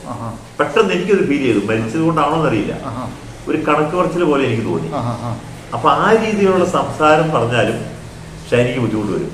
ഇപ്പൊ ഷൈനിയോട് പറയാം, അതിന്റെ കൊച്ചിന് പിള്ളേരുടെ ഫീസ് ഞാൻ 26,000 കൊണ്ട് അടച്ചു എന്ന് പറയുമ്പോൾ ഒരു ബുദ്ധിമുട്ട് ആർക്കും ഉണ്ടാവുമല്ലോ. അപ്പൊ എനിക്ക് പോലും അത് മരിച്ചതിന് ശേഷമായിട്ടാണോ എന്നറിയില്ല, ഞാൻ കൊണ്ട് 3 ദിവസം മുമ്പാണ് 26,000 രൂപ ഫീസ് അടച്ചത് എന്ന് പറഞ്ഞപ്പോൾ അതുപോലെയുള്ള സംസാരങ്ങൾ ഉണ്ടാവും. പിന്നെ എനിക്ക് മനസ്സിലാക്കാൻ കഴിഞ്ഞു വെച്ചാൽ പിള്ളേർക്ക് ഒരു നിയന്ത്രണമൊക്കെ അദ്ദേഹം ഏർപ്പെടുത്തിയെന്നാണ് കേട്ടത്. അതൊക്കെ കേട്ടറിവാണ്, പിള്ളേർക്കൊരു കേട്ടറിവാണ്. അതായത് അവരെ TV കാണിക്കാൻ സമ്മതിക്കില്ല, കളിക്കാൻ സമ്മതിക്കില്ല. 15 വയസ്സൊക്കെ ഉള്ള പിള്ളേരാണ്. ബാത്റൂമിൽ കുളിച്ച വെള്ളത്തിന് കണക്ക്. അപ്പൊ അതിനൊക്കെ അങ്ങനെയൊക്കെ വരുമ്പോൾ ഒരുപക്ഷെ അദ്ദേഹവും ഒരു കാര്യം ശരിയാണ്, ഞാൻ ആദ്യം സൂചിപ്പിച്ചതുപോലെ ശക്തമായ നല്ല രീതിയിലുള്ളൊരു അന്വേഷണം. ആരൊക്കെയാണ് മനസ്സുകൊണ്ട് വേദനിപ്പിച്ചവര്, ശരീരം കൊണ്ട് വേദനിപ്പിച്ചവര്, ഇവരെയൊക്കെ ഇതിനകത്ത് കക്ഷിയാണ്. ഞാൻ പറയുന്നത്, നമ്മൾ ഈ വാട്സപ്പിലൂടെ ഇപ്പൊ ഏറ്റവും അടുത്ത ദിവസം എനിക്കെതിരെ ഒരു സ്ത്രീ നല്ല മഴവിൽ മനോഹാരിതയുടെ മുമ്പിലിരുന്ന് നല്ല ഡ്രസ്സൊക്കെ ഇട്ട് AC റൂമിലിരുന്ന് പഞ്ചായത്ത് പ്രസിഡന്റിനകത്ത് ഇടപെട്ടിരുന്നും വെള്ളയും പറ്റി ഒരുപാട് മോശമായി പറയുകയും ചെയ്തു. എനിക്ക് പരാതിയൊന്നുമില്ല. പക്ഷെ പഞ്ചായത്ത് പ്രസിഡന്റിന് അല്ലെ പഞ്ചായത്ത് മെമ്പർ അറിയണ്ടേ എന്നവർ ചോദ്യം ചോദിച്ചു. പഞ്ചായത്ത് മെമ്പർ എങ്ങനെയാണ് അറിയാം ഒരു കുടുംബകാലം കണ്ടില്ല. തന്നെയുമല്ല, സംസാരിച്ച ആള് അത് ഞാൻ പറയുന്നു, ഏതോ നാട്ടിലിരുന്നുകൊണ്ട് നല്ല ശീതള ചായയിൽ ഇരുന്നുകൊണ്ട് AC-ക്കകത്തൊക്കെ ഇരുന്നുകൊണ്ട് നല്ല ലൈറ്റും ഒക്കെ ഇട്ട് നല്ല ഭംഗിയായി ഇരുന്ന് നല്ല പറയുമ്പോൾ പഞ്ചായത്ത് പ്രസിഡന്റിനോട് എനിക്ക് രോഷമുണ്ട്. അതായത് അവർ വെള്ളയും ഇട്ട് നടക്കുന്നു. വെള്ളയും വെള്ളയോടെയാണ് പ്രതിഷേധം മുഴുവൻ. വെള്ളയിട്ട് ചുമ്മാ കാറെ കയറി നടക്കുന്നു. പക്ഷെ ഒരു പഞ്ചായത്ത് മെമ്പറായിട്ട് ഞാൻ 2000 മുതൽ വില എന്തും ആയിക്കോട്ടെ, ഞങ്ങൾ ജനങ്ങളുടെ ഇടയിൽ ജീവിക്കുന്നവരെ വെള്ളം ഇട്ടുകൊണ്ടൊരു തെറ്റേ ഉള്ളൂ. പക്ഷെ വെള്ളം മാത്രം ഇടുന്നവരെ കുറ്റം പറയാൻ ആർക്കും സമ്മതമില്ല. വെള്ളം മാത്രം ഇടുന്നവരുമുണ്ട്, വെള്ളം ഇടുന്നവരുമുണ്ട്. അപ്പൊ ഞാൻ പറയുന്നത്, ഒരു പഞ്ചായത്ത് പ്രസിഡന്റിന്റെ പണി എന്നാണെന്നും എത്ര ജനകീയനാണെന്നും ഒക്കെ നമ്മൾ എവിടെയെങ്കിലും ഇരുന്നുകൊണ്ട് വാട്സപ്പിട്ട് അതാണ് കുറ്റക്കാരൻ എന്ന് വിധിക്കുന്നതിനോട് എനിക്ക് എതിർപ്പുണ്ട്. പഞ്ചായത്ത് പ്രസിഡന്റ് എന്നുള്ള രീതിയിൽ എന്നെ കൊണ്ടാകാവുന്നത് ഞാൻ അറിഞ്ഞപ്പോൾ മുഴുവൻ കാര്യങ്ങളും ഞാൻ ചെയ്തു എന്ന് അവർക്കും അറിയാം. പക്ഷെ ഈ പറഞ്ഞതുപോലെ ഓരോ വീട്ടിൽ കൂടെയും കയറി ചെന്നിട്ട് ഇവിടെ ഗാർഹിക പീഡനം വല്ലതും നടക്കുന്നുണ്ടോ എന്ന് ചോദിക്കാനുള്ള സംവിധാനം നമുക്ക് ഇല്ല. പക്ഷെ വേറെ സംവിധാനമുണ്ട്. ആരെങ്കിലും പരാതിപ്പെട്ടാൽ നമുക്ക്, ഞാൻ പറഞ്ഞതുപോലെ നമുക്ക് ഓരോ വാർഡിലുമുണ്ട്. ഇവരുടെ ഭാഗത്ത് നിന്ന്, ഈ പെണ്ണിന്റെ വീട്ടിൽ, അതായത് ഷൈനിയുടെ വീട്ടുകാരുടെ ഭാഗത്ത് നിന്ന് ഇതിനൊന്ന് ഹെൽപ്പ് ചെയ്യണമെന്നോ അല്ലെങ്കിൽ അന്വേഷിക്കണമെന്നോ ഒന്ന് കോംപ്രമൈസ് ചെയ്യണമെന്നോ ഒരു ചോദ്യമായിട്ട് അവരുടെ വീട്ടിൽ നിന്ന് ആരും വന്നില്ല. അവരുടെ വീട്ടിൽ നിന്ന് വന്നിട്ടില്ലെന്ന് തന്നെയല്ല, ഞാൻ സൂചിപ്പിച്ചതുപോലെ ഇവർ പറ്റ പുറത്തുള്ള ആളുകളായിട്ട് വലിയ ബന്ധങ്ങളൊന്നും ഇല്ലാത്തവരാ. സ്വന്തം അനിയനോ അല്ലെങ്കിൽ കുടുംബക്കാരോ ഇഷ്ടംപോലെ ഉണ്ട്. ആരോടെങ്കിലും ഒക്കെ ഒന്ന് പറയുമോ, അല്ലെ അച്ഛനോ ആരെങ്കിലും ഒക്കെ പറയുവാണെങ്കിൽ നമുക്ക്, ഞാൻ പറഞ്ഞല്ലോ, ജാഗ്രതാ സമിതി. പഞ്ചായത്ത് മെമ്പറാണ്, അതിനൊരു പഞ്ചായത്ത് പ്രസിഡന്റാണ്. ഇത് ഈ ഒരു കാര്യം ആധികാരികമായിട്ട് നമുക്ക് ഇടപെടാനുള്ള റൈറ്റും ഉണ്ട്. അതാണ് ജാഗ്രതാ സമിതിയുണ്ട്. എല്ലാ വാർഡിലും ജാഗ്രതാ സമിതിയിൽ SIയും ആ വാർഡിലെ പ്രധാനപ്പെട്ട പ്രത്യേകിച്ച് വനിതകളൊക്കെ ഉണ്ട്. ഒരു കൗൺസിലിങ്ങിലൊക്കെ പ്രാപ്തരായ വനിതകളൊക്കെ ഉണ്ട്. ഇതിനെവിടെ അപ്പൊ നമുക്കൊരു അങ്ങനെ അറിവ് കിട്ടുവാണെങ്കിൽ, അങ്ങനെ ഞാൻ ഒരുപാട് കാര്യങ്ങൾ സെറ്റ് ചെയ്തിട്ടുമുണ്ട്. പക്ഷെ ആവശ്യപ്പെടാതെ നമ്മൾ കയറി ചെന്നാൽ നാളെ അത് വീണ്ടും ഒരു അപവാദത്തിനോ ഒരു പ്രചരണത്തിനോ കാര്യമോ നമ്മൾ വന്നിട്ട് അവൻ എന്നാ കാര്യം എന്നുള്ള രീതിയിലുള്ള സംസാരം അതും ഉണ്ടാവും. ആരെയൊക്കെ നമ്മൾ സഹായിക്കാൻ പോയിട്ടുണ്ടോ പിറ്റേ ദിവസം വേറെ ന്യൂസായി പുറത്തു വരും. അപ്പൊ അതിനൊക്കെ പറ്റുമോ നമ്മൾ പോയി ചോദിച്ചില്ല. ചോദിച്ചപ്പോൾ പോലും ഷൈനി ഇവിടെ ഇല്ല എന്ന് മാത്രം ഞാൻ അവസാനിപ്പിക്കുകയായിരുന്നു. അപ്പൊ ഞാൻ പറഞ്ഞത്, ഇപ്പോഴും ഞാൻ ഒരു വാക്കൂടെ പറഞ്ഞോട്ടെ, ഇപ്പോഴും ഇനിയെങ്കിലും പരസ്പരമുള്ള ചെളിവാരി എറിഞ്ഞപ്പുറത്തേക്ക് ഇതിന് ഈ ഷൈനിയുടെ പിള്ളേരുടെയും മരണം ഇന്ന് ലോകം കണ്ടതിൽ ഏറ്റവും വലിയ സങ്കടമുള്ള ഒരു മരണമാണ്. ഒരു മരണമാണ്. അങ്ങനെ ഒരു അവസ്ഥ നാളെ വേറൊരു ഷൈനിക്ക് വരാതിരിക്കാൻ എന്ത് ചെയ്യണം? നമ്മൾ പരസ്പരം അങ്ങോട്ടും ഇങ്ങോട്ടും ഒരു പാഠമായിരിക്കും നമ്മൾ ചെയ്യേണ്ടത്. ഒരു പ്രശ്നമുണ്ട്. ഇപ്പൊ ഞാൻ ഇത് വനിതകളും കേൾക്കുന്നുണ്ടായിരിക്കും. ഇത് ഇവിടെ മാത്രമല്ല, പഞ്ചായത്തിലെ എല്ലാ പഞ്ചായത്തിലും ജാഗ്രതാ സമിതിയുണ്ട്. അവിടെ കൗൺസിലിങ്ങിന് പറ്റിയ ലേഡീസ് ഉണ്ട്. ആക്റ്റീവായിട്ട് പരിസരിക്കാൻ നോക്കണം. അപ്പൊ ഇപ്പൊ എന്നറിയോ, ഇത് സംഭവിച്ചതിന് ശേഷം എല്ലാവരും നമ്മുടെ അടുത്ത് ഒരു ബൈറ്റ് നമുക്കൊരു പരിധി കൂടെ അറിയില്ല. പക്ഷെ കാര്യങ്ങൾ അറിയാമെങ്കിൽ നമുക്ക് കുറച്ചുകൂടെ വിശദമായി നീണ്ടുപോകാൻ കാരണം നല്ലൊരു എക്സ്പ്ലനേഷൻ ആണ് നമ്മൾ. അതെ. അപ്പം ഈ കുടുംബശ്രീ ലോണിന്റെ കാര്യം എന്റെ അടുത്ത് വന്ന് ആ സമയം കൊണ്ട് ഞാൻ സെറ്റിലായി കൊടുത്തു. ഒരു 100% സെറ്റിലായി കൊടുത്തു. 35,000 തിരിച്ചടച്ചു. പിന്നെ ഇതിന്റെ അകത്തെല്ലാം ഈ അച്ഛന്റെ ഈ ബോബി എന്ന് പറഞ്ഞ ആളുടെ അച്ഛൻ ഞാൻ വാക്ക് പറയുന്നില്ല, ഈ ബോബി എന്ന് പറഞ്ഞ ആളുടെ ഇടപെടൽ പോലീസ് സ്റ്റേഷനിൽ വന്നപ്പോൾ ഈ നോബിനെ കൊണ്ടൊന്ന് സംസാരിപ്പിക്കാനായിട്ട് ഈ ബോബി സമ്മതിച്ചില്ല എന്നാണ് പറയുന്നത്. എല്ലാ കാര്യങ്ങളും പുള്ളിയുടെ ബാഹ്യ ഇടപെടലാണ് ഉണ്ടായത്. അച്ഛന് നല്ല വിദ്യാഭ്യാസം എംഫിലും LLB ഒക്കെ ഉള്ള ആളാണ്. പക്ഷെ അതിന്റെ ഒരു സ്റ്റാറ്റസ് പുള്ളി കാണിച്ചില്ല. LLB ഉള്ളവർക്കൊക്കെ ഒരു പ്രത്യേകതയുണ്ട്. ഒന്നും അതിന് കേസ് കോടതിയിലേക്ക് പോട്ടെ, അത് സാധാരണക്കാരനെ കൊണ്ട് പറ്റിയാലെന്ന് പറയാം. പക്ഷെ അതിന്റെ ഒന്നും ആവശ്യമോടെയില്ല. ഒരു ആന്തരിക വായ്പയോ അല്ലെങ്കിൽ ഒരു ലിങ്കേജ് ലോണോ എടുക്കുമ്പോൾ ഏതൊരു മനുഷ്യനും അത് നമുക്കൊരു കാര്യം ചിലപ്പോൾ പഠിക്കാം നോക്കാം. അല്ലെങ്കിൽ എന്നെ ചർച്ചയെ വിളിച്ചില്ല. അവർ നേരിട്ട് സ്റ്റേഷനിൽ പോയപ്പോൾ ഈ അച്ഛനാ ചെന്നത്. അല്ലെങ്കിൽ പഞ്ചായത്ത് പ്രസിഡന്റ് കൂടെ ഉണ്ടല്ലോ, മെമ്പർമാരുണ്ടല്ലോ, നമുക്ക് സംസാരിക്കാം. അല്ലെങ്കിൽ കുടുംബശ്രീയുടെ ചെയർപേഴ്സൺ ഉണ്ട്. കുടുംബശ്രീക്ക് ഒരു സംവിധാനമുണ്ട് പഞ്ചായത്തില്. അപ്പൊ ആ സംവിധാനം ഉപയോഗിച്ചുകൊണ്ട് നമുക്ക് ചെയ്യാവുന്നല്ലോ പറഞ്ഞു. അതിലെനിക്ക് ഒരു പരാജയം തന്നെ തന്നെയാണ്. കാരണം സ്വാഭാവികമായിട്ടും ഞാൻ തീർത്തെങ്ങനെയാണ്. ഞാൻ പറഞ്ഞു ഷൈനി, ഞാൻ ഇവരോടും പറഞ്ഞു, ഷൈനി പൈസ സമയത്ത് വന്നില്ലെങ്കിൽ എന്നോട് പറഞ്ഞാൽ മതി, ഞാൻ പറഞ്ഞു ഞാൻ തന്നോളാം, അതൊരു പ്രശ്നമല്ല. ആ സെറ്റിൽമെന്റ് അനുസരിച്ച് ഞാൻ പോയി കണക്കെടുത്തു. 35,000 അടച്ചിട്ടുണ്ട്. പിന്നെ എല്ലാ ദിവസവും കൃത്യസമയത്തൊന്നും വായിക്കണമെന്ന് പറ്റില്ലല്ലോ, നമുക്കറിയാമല്ലോ. അപ്പൊ അങ്ങനെ കഴിഞ്ഞ് ഏതെങ്കിലും നേരം ഇപ്പൊ എന്നോടൊരു പരാതി പറഞ്ഞു, ഷൈനി വിളിച്ചാൽ എടുക്കത്തില്ല. ഷൈനിയെ വിളിച്ചാൽ എടുക്കാൻ പറ്റുന്ന സാഹചര്യം അല്ലല്ലോ ഷൈനി. ഷൈനി എന്ന് പറയുന്ന ആളുകൾ എന്ത് പറയാനാണ് വിളിക്കുന്നത്, എന്ത് പറയാൻ എടുക്കുന്ന അറിയത്തില്ല. ഈ ഒരു പരാതി വലിച്ചു നീട്ടിക്കൊണ്ട് കളക്ടർക്കും അതുപോലെ വനിതാ കമ്മീഷനൊക്കെ ഈ കുടുംബശ്രീയുടെ പരാതി എല്ലാ ഇത് മുകളിലേക്ക് കൊടുക്കുക. അതായത് മുപ്പിട്ടിട്ട് നമ്മുടെ മുഖ്യമന്ത്രിക്ക് വരെ കൊടുക്കാനായിട്ട് ഇറങ്ങി തിരിച്ചിരുന്നു എന്ന ഒരു സംസാരം പോകുന്നുണ്ട്. ഇല്ല, എന്നെ ശ്രദ്ധയപ്പെട്ടില്ല. അങ്ങനെ തന്നെയല്ല, കളക്ടറോ മുഖ്യമന്ത്രിയോ ഒക്കെ പരിഹരിക്കപ്പെടാത്ത പൈസ സംഭവമല്ലത്.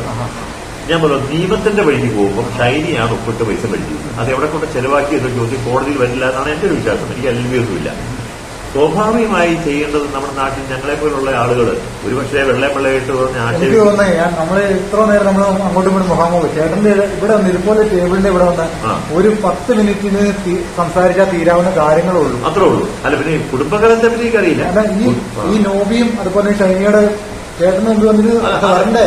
അല്ല, എന്റെ മുമ്പിൽ വേണമെന്നല്ല, നമുക്കൊരു ജാഗ്രതാ സമിതിയുണ്ട്. ആ സമിതി ഞാൻ സൂചിപ്പിച്ചതുപോലെ കൌൺസിലിംഗിന് പറ്റിയ ലേഡീസും സ്ഥലം SI ഒക്കെ ഉണ്ട്. സ്ഥലം ഇപ്പൊ എന്റെ ഈ വാർഡിൽ തന്നെ പലരും ഭാര്യനെ അനാകാരമായി മർദ്ദിച്ചപ്പോ എന്നോട് പറഞ്ഞിട്ടുണ്ട്. ചേട്ടൻ അറിഞ്ഞാൽ അവരെ ഇവരുടെ വീടിന്റെ അടുത്ത് തന്നെ ഒരു ഭാര്യനെ അകാരണമായി എന്നും മർദ്ദിക്കുകയും മഴയത്തിറക്കി വിടുകയും ചെയ്തപ്പോൾ എന്നോടൊന്ന് പറഞ്ഞു.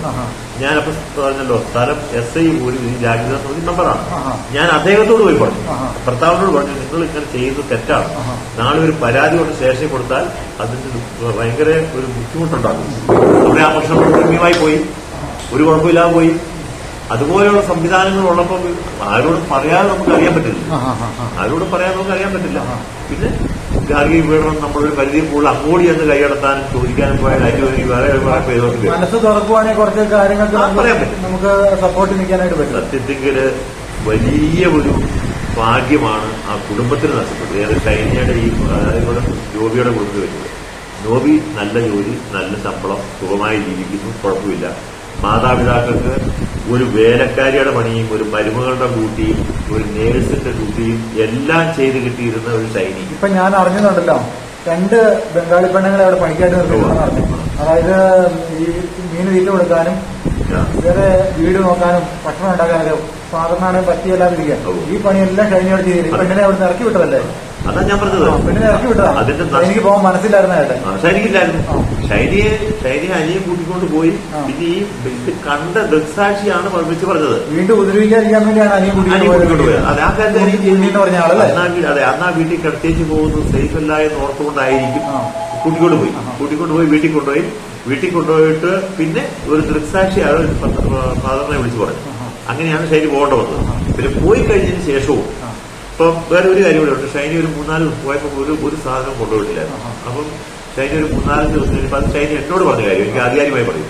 ഷൈനി വീട്ടിലൂടെ വന്നപ്പം വീട്ടിൽ പോയി പിള്ളേരുടെ കുറച്ച് ഡ്രസ്സുണ്ട്, അതെടുക്കാൻ ചെന്നപ്പോൾ പോലും ഷൈനിക്ക് വേണ്ട രീതിയിലൊരു ഇത് കിട്ടിയില്ല എന്നാ പറഞ്ഞത്. അതായത് കളിയാക്കിയ രീതിയിലൊക്കെ തിരിച്ചു വിളിക്കുന്നവർക്കുണ്ടായി. അല്ല ഒരു പോയത് ഒന്നും വേണ്ടതേ. മോളെ പോയത് പോട്ടെ എന്തേതോട്ടെ നീ ഇതിൽ നിൽക്കുക അത് പറയുന്ന അപ്പനും പറയാൻ തയ്യാറായി. അവര് വീണ്ടും അമ്മ ഉപദ്രവിച്ചാണ്. അമ്മ പക്ഷെ ഉപദ്രവിച്ചിട്ടില്ലെങ്കിലും സമാധാനിപ്പിക്കേണ്ടതും അതിന് എതിര് നിൽക്കേണ്ടതും അമ്മയാണല്ലോ. ഒരു മകളാണെങ്കിൽ അങ്ങനെ ചെയ്യണ്ടേ, ആ മകളോട് അങ്ങനെ ചെയ്തിട്ടില്ല എന്നുള്ളത് ഉറപ്പായിട്ടോ. കാരണം ഇതിപ്പോ അന്വേഷണത്തിൽ കുറെ നാളായിട്ട് നടക്കുന്ന സംഭവമാണ് ഈ വരുന്ന സമയത്തെ മർദ്ദനം. ഒരു ക്രൂവൽറ്റി മൈൻഡാന്ന് തോന്നുന്നത് ഈ മക്കള്, ഈ 3 മക്കളെന്ന് എനിക്ക് തോന്നുന്നല്ലേ. ഈ അനിയന്റെ പേർക്ക് നിലവിൽ ഒരു കോടതി കേസ് നടത്തില്ലേ ആ വാർഡില്? ആ വാർഡില്ല, അനിയൻ ഈ വാർഡിലല്ല. അനിയൻ താമസിക്കുന്ന മുനിസിപ്പാലിറ്റിയില്ല. അതല്ല, അത് സംഭവം ഉണ്ടായത് കോടതി കേസ് നടക്കുന്നത് എന്നെ അവർ വിളിച്ചു പറഞ്ഞു ഇങ്ങനത്തെ കേസ് നിലവിൽ നടക്കുന്നത്, ഞാൻ നിരപരാധിയാണെന്ന് വിളിച്ചു പറഞ്ഞു. ആ കഥ ഞാൻ ഇപ്പൊ ഞാൻ എല്ലാ ആൾക്കാരും ഒന്നൊന്നായിട്ട് ഇപ്പൊ അതിന്റെ പേര് ആമക്കള് പോലും നല്ലതായിട്ട് എന്ന് പറയാനായിട്ട് ഉണ്ടെന്ന് എനിക്ക് തോന്നുന്നില്ല. ഇതെന്നാ പ്രശ്നമോ, നമുക്ക് നാട്ടും പ്രദേശത്തെ കാര്യം അറിയാമല്ലോ. ഇപ്പം ഷൈനി പോയി, പിള്ളേര് പോയി, ഇവര് നമ്മുടെ നാട്ടിൽ ഇപ്പം താമസിക്കുക. നമ്മൾ സ്വാഭാവികമായും നമ്മുടെ ആളുകളെ സംബന്ധിച്ചിടത്തോളം പ്രതികരണ ശേഷി വലിയ കാര്യമായിട്ടില്ല. എല്ലാവരും സെൽഫിഷിലേക്കൊക്കെ മാറി. അപ്പൊ അങ്ങനെ വരുമ്പോഴത്തേക്കോ ഇപ്പൊ ചോദിച്ചാൽ പോലും ആളുകൾ പുറത്ത് പറയാതെ. കാരണം ഞാൻ എന്റെ അനുഭവം പറയാം. ഞാൻ പല എല്ലാവരും ബൈറ്റ് കൊടുത്തു. ഞാൻ എനിക്ക് അറിയാവുന്ന കാര്യമേ പറയാൻ പറ്റുള്ളൂ. എനിക്ക് ആധികാരികമായിട്ട് അച്ഛൻ എന്ത് ചെയ്തു അല്ലെ സഭ എന്ത് ചെയ്തു എനിക്ക് പറയാനില്ല. ഞാൻ ഇങ്ങനെ പറയാൻ പാടില്ല. അതിനെ പോലും ആക്ഷേപിച്ചവരുണ്ട്. രണ്ടാമത്തെ കാര്യം, എനിക്ക് ഭീഷണിയുണ്ട്. നിങ്ങൾ അങ്ങനെ പറഞ്ഞത് ശരിയായില്ല, അങ്ങനെയാണ് നിങ്ങൾക്ക് അതിന്റെ ബുദ്ധിമുട്ട് നേരിടേണ്ടി വരും. അതായിരിക്കുമെന്നാണ് ഞാൻ വിചാരിക്കുന്നത്. ഈ മീഡിയയിലൂടെ പഞ്ചായത്ത് പ്രസിഡന്റ് വേണ്ട രീതിയിൽ ശ്രദ്ധിച്ചിട്ടില്ല എന്ന് പറഞ്ഞൊരു വനിത വോയിസ് ഇട്ടത്. അതൊക്കെ ഇതിന്റെ ഒരു ഭാഗമാണ്. കാരണം നമ്മുടെ ഇന്നത്തെ സമൂഹം എന്ന് പറയുന്നത് നമ്മൾ മുമ്പിൽ കാണുന്ന അല്ല സംഭവം. ഇതിന്റെ ഉള്ളുകളിൽ ഒരുപാട് കാര്യമുണ്ട്. ഇപ്പൊ എനിക്ക് ഒരാളോട് വ്യക്തിപരമായ വൈരാഗ്യമുണ്ടെങ്കിൽ ഞാനല്ല, വേറെ സൗകര്യവും സാധ്യതയുള്ള ഒരു തിരക്കഥ എഴുതി കൊടുത്തുകൊണ്ട് അവരെ സ്വാധീനിച്ച് അവരെ കൊണ്ട് പറയിക്കും, അവരെ കൊണ്ട് ചെയ്യിക്കും. അപ്പൊ ഞാൻ എന്തെങ്കിലും സഭയ്ക്ക് കുറ്റം ചെയ്യുമ്പോൾ ഒരു പഞ്ചായത്ത് മെമ്പറും അതുപോലെ പഞ്ചായത്ത് പ്രസിഡന്റ് ജനങ്ങളെ സംബന്ധിച്ച് ജനങ്ങൾക്ക് ഇഷ്ടപ്പെട്ട് ഈ സ്ഥാനമാനം വന്നാണല്ലോ. അതെ, അതൊക്കെ അവർ അംഗീകരിക്കുന്നുണ്ടല്ലോ. ഇന്നലെ എന്നോട് ആരോട് വിളിച്ചു പറഞ്ഞു, ഒരിക്കലും അങ്ങനെ ആരെയും പേഴ്സണലായിട്ട് ഞാൻ ആരെയും പേഴ്സണലായിട്ട് കുറ്റം പറഞ്ഞില്ല. പക്ഷെ ഞാൻ പറഞ്ഞത് ഞാൻ പറയുന്നതിൽ എനിക്ക് 100% ഉറപ്പുള്ള കാര്യം. രണ്ടാമത്തെ കാര്യം, അതിന്റെ പേരിൽ എന്ത് വന്നാലും ഞാൻ നേരിടാൻ തയ്യാറാണ്. മാറ്റി പറയുന്ന പരിപാടിയില്ല. എനിക്ക് അങ്ങനെ ഒരാളെ ചതിക്കാനും പറയില്ല, ഒരാളെ രക്ഷിക്കാനും. ഈ ബോബി എന്ന് പറഞ്ഞ ആള് ഭയങ്കര ഇടപെടലുണ്ടായിരുന്നു എല്ലാ രീതിയിലും. സ്വാഭാവികമായിട്ടും നിയമം പഠിച്ച് ശരിക്കും പറഞ്ഞു കഴിഞ്ഞാൽ ഇങ്ങനെയുള്ള ഈ കള്ളപ്പുരോഹിതന്മാർ നിയമോടെ പഠിച്ചിട്ട് ഈ ജനങ്ങളുടെ ഇടയ്ക്കോടെ ഇറങ്ങി കഴിഞ്ഞു കഴിഞ്ഞാൽ എവിടെയെങ്കിലും ഒരു സമാധാനം കിട്ടുമോ? പോലീസ് സ്റ്റേഷനിലും സംഭവം പുള്ളി കൊടുവാളെടുത്ത് വെട്ടിയിട്ടാണ് സൂചിപ്പിച്ചറിയോ. അതായത് നമുക്കവിടെ റൈറ്റ് ഇല്ലായിരുന്നു. നമ്മുടെ വികാരി ഒരുപാട് ഇപ്പം ഈ ലോകം മുമ്പോട്ട് പോകും തോറും ധ്യാന കേന്ദ്രങ്ങളുടെ എണ്ണം വർദ്ധിക്കുക, ധ്യാന ഗുരുക്കളുടെ എണ്ണം വർദ്ധിക്കുക. എവിടെ ചെന്നാലും ധ്യാനമാണ്, എവിടെ ചെന്നാലും ധ്യാനമാണ്. പക്ഷെ ആ ധ്യാനത്തിന്റെ ആവശ്യം വരുന്നത് എന്തുകൊണ്ടാണ്? ആ ധ്യാനം കൊണ്ട് എന്തെങ്കിലും ഗുണജനങ്ങൾ കിട്ടുന്നുണ്ടോ? ഉണ്ടെങ്കിൽ ഈ ധ്യാന കേന്ദ്രങ്ങൾ ഒത്തിരി വികസിക്കേണ്ട കാര്യമില്ലല്ലോ. ധ്യാന കേന്ദ്രങ്ങൾക്ക് അപ്പുറത്തേക്ക് തങ്ങളുടെ കൂടെ നിൽക്കുന്നവൻ നമ്മുടെ സഹോദരനാണെന്ന് ചിന്തിപ്പിക്കുവാനും ബോധ്യപ്പെടുത്തുവാനും ആർക്കെങ്കിലും സാധിച്ചാൽ അത് മതി. ഞാൻ പറഞ്ഞല്ലോ, ഇപ്പം ഞാൻ പറയണ്ട, ഈ അച്ഛന്മാരും കന്യാസിമാരും ഉള്ള കുടുംബങ്ങളിലെ പ്രശ്നങ്ങൾ കൂടുതലാണ്. ഇവര് ഒരിക്കലും ആ കുടുംബത്തിലെ പ്രശ്നങ്ങൾ തീർക്കുന്നില്ല. അവര് വലിയ സംഭവങ്ങളാണ് എന്നൊരു വിചാരത്തില് ഇപ്പൊ ഈ ആണിന്റെ ഭാഗത്ത് അല്ലെങ്കിൽ കെട്ടിയന്റെ ഭാഗത്താണെങ്കിൽ അച്ഛന്മാരുണ്ടെങ്കിൽ അവർ ആ കൂടെ നിൽക്കും. അത് ഈ സിസ്റ്റേഴ്സിന്റെ ഭാഗത്താണെങ്കിൽ ആ വീട്ടുകാർ ആ കൂടെ നിൽക്കും. അതൊരു സപ്പോർട്ടും ഇല്ല. സ്വാഭാവികമാണ്. അത് ഞാൻ പറഞ്ഞല്ലോ, ഈ ധ്യാന ഗുരുക്കള് പോലും പേഴ്സണലായിട്ട് എടുത്തു കഴിഞ്ഞാൽ നമുക്ക് പല കുട്ടികളും അവരും കണ്ടുപിടിക്കാൻ പറ്റും. ഞാൻ പറഞ്ഞു, ഞാനായിട്ട് ജീവിക്കുകയും ഞാൻ മറ്റുള്ളവരെ സഹായിക്കാൻ ശ്രമിക്കുകയും ചെയ്യുന്നവരും വേറെ ആളെ നന്നാക്കാൻ നടക്കേണ്ട കാര്യം. എന്റെ ഒരു പോളിസി അതാ. കുടുംബം നന്നാക്കിയിട്ടാണ് ഈ ധ്യാനങ്ങൾ കൊണ്ട് എന്തെങ്കിലും ഗുണം ആളുകൾക്ക് കിട്ടുമോ? ഞാൻ പറഞ്ഞത് ഇതുപോലുള്ള തെറ്റുകളിൽ ഏർപ്പെട്ടിരിക്കുന്ന പുരോഹിതര് അല്ല, എല്ലാവരും അല്ല. ഇപ്പൊ നമ്മൾ ഒരുപാട് പുരോഹിതരെ സർക്കാർ പോലും സംവിധാനത്തിൽ കൊണ്ടുവന്നിരുന്ന അടുത്ത് കിടക്കുന്ന പുരോഹിതരൊക്കെ ഉണ്ട്. ഒരു ഗോപിയച്ഛൻ ആൾക്കാരെ കുമ്പസാരിപ്പിക്കുന്നു. എന്നിട്ട് അദ്ദേഹം അതിന്റെ 100 ഇരട്ടി തെറ്റ് ചെയ്യും. 100 ഇരട്ടി തെറ്റ് ചെയ്യുകയും എന്നിട്ട് ജനങ്ങളെ കുമ്പസാരിപ്പിക്കുകയും ചെയ്യുക, പ്രത്യേകിച്ച് വനിതകളെയൊക്കെ. അവരതിനകത്ത് ചൂഷണം. ഇതൊക്കെ ഞാൻ പറയുന്നതല്ല, നമ്മുടെ മാധ്യമങ്ങളിൽ വന്ന് ശിക്ഷ കിട്ടുക, ഗോപിയച്ഛനെ ഭാഗത്ത് കിടക്കുക. അപ്പൊ അങ്ങനെയുള്ള ആളുകൾ എന്തിനാണ് മറ്റുള്ളവരുടെ കുടുംബം കാര്യത്തെ വിവരം കേൾക്കാൻ ഈ കുമ്പസാരിപ്പിച്ച് ഈ കാര്യങ്ങളൊക്കെ പിടിച്ചെടുക്കുന്നത് എന്ന് വിചാരിച്ച നല്ല അച്ഛന്മാരുണ്ട്. പക്ഷെ ഇതൊരു സഭാ സംവിധാനം. ഇങ്ങനെയുള്ളവർ ബാക്കിയുള്ളവർ വില കളയും. അതെ, ആളുകൾക്ക് അതല്ലേ അറിയാൻ പറ്റുള്ളൂ. അടച്ചല്ലേ പറയുള്ളൂ.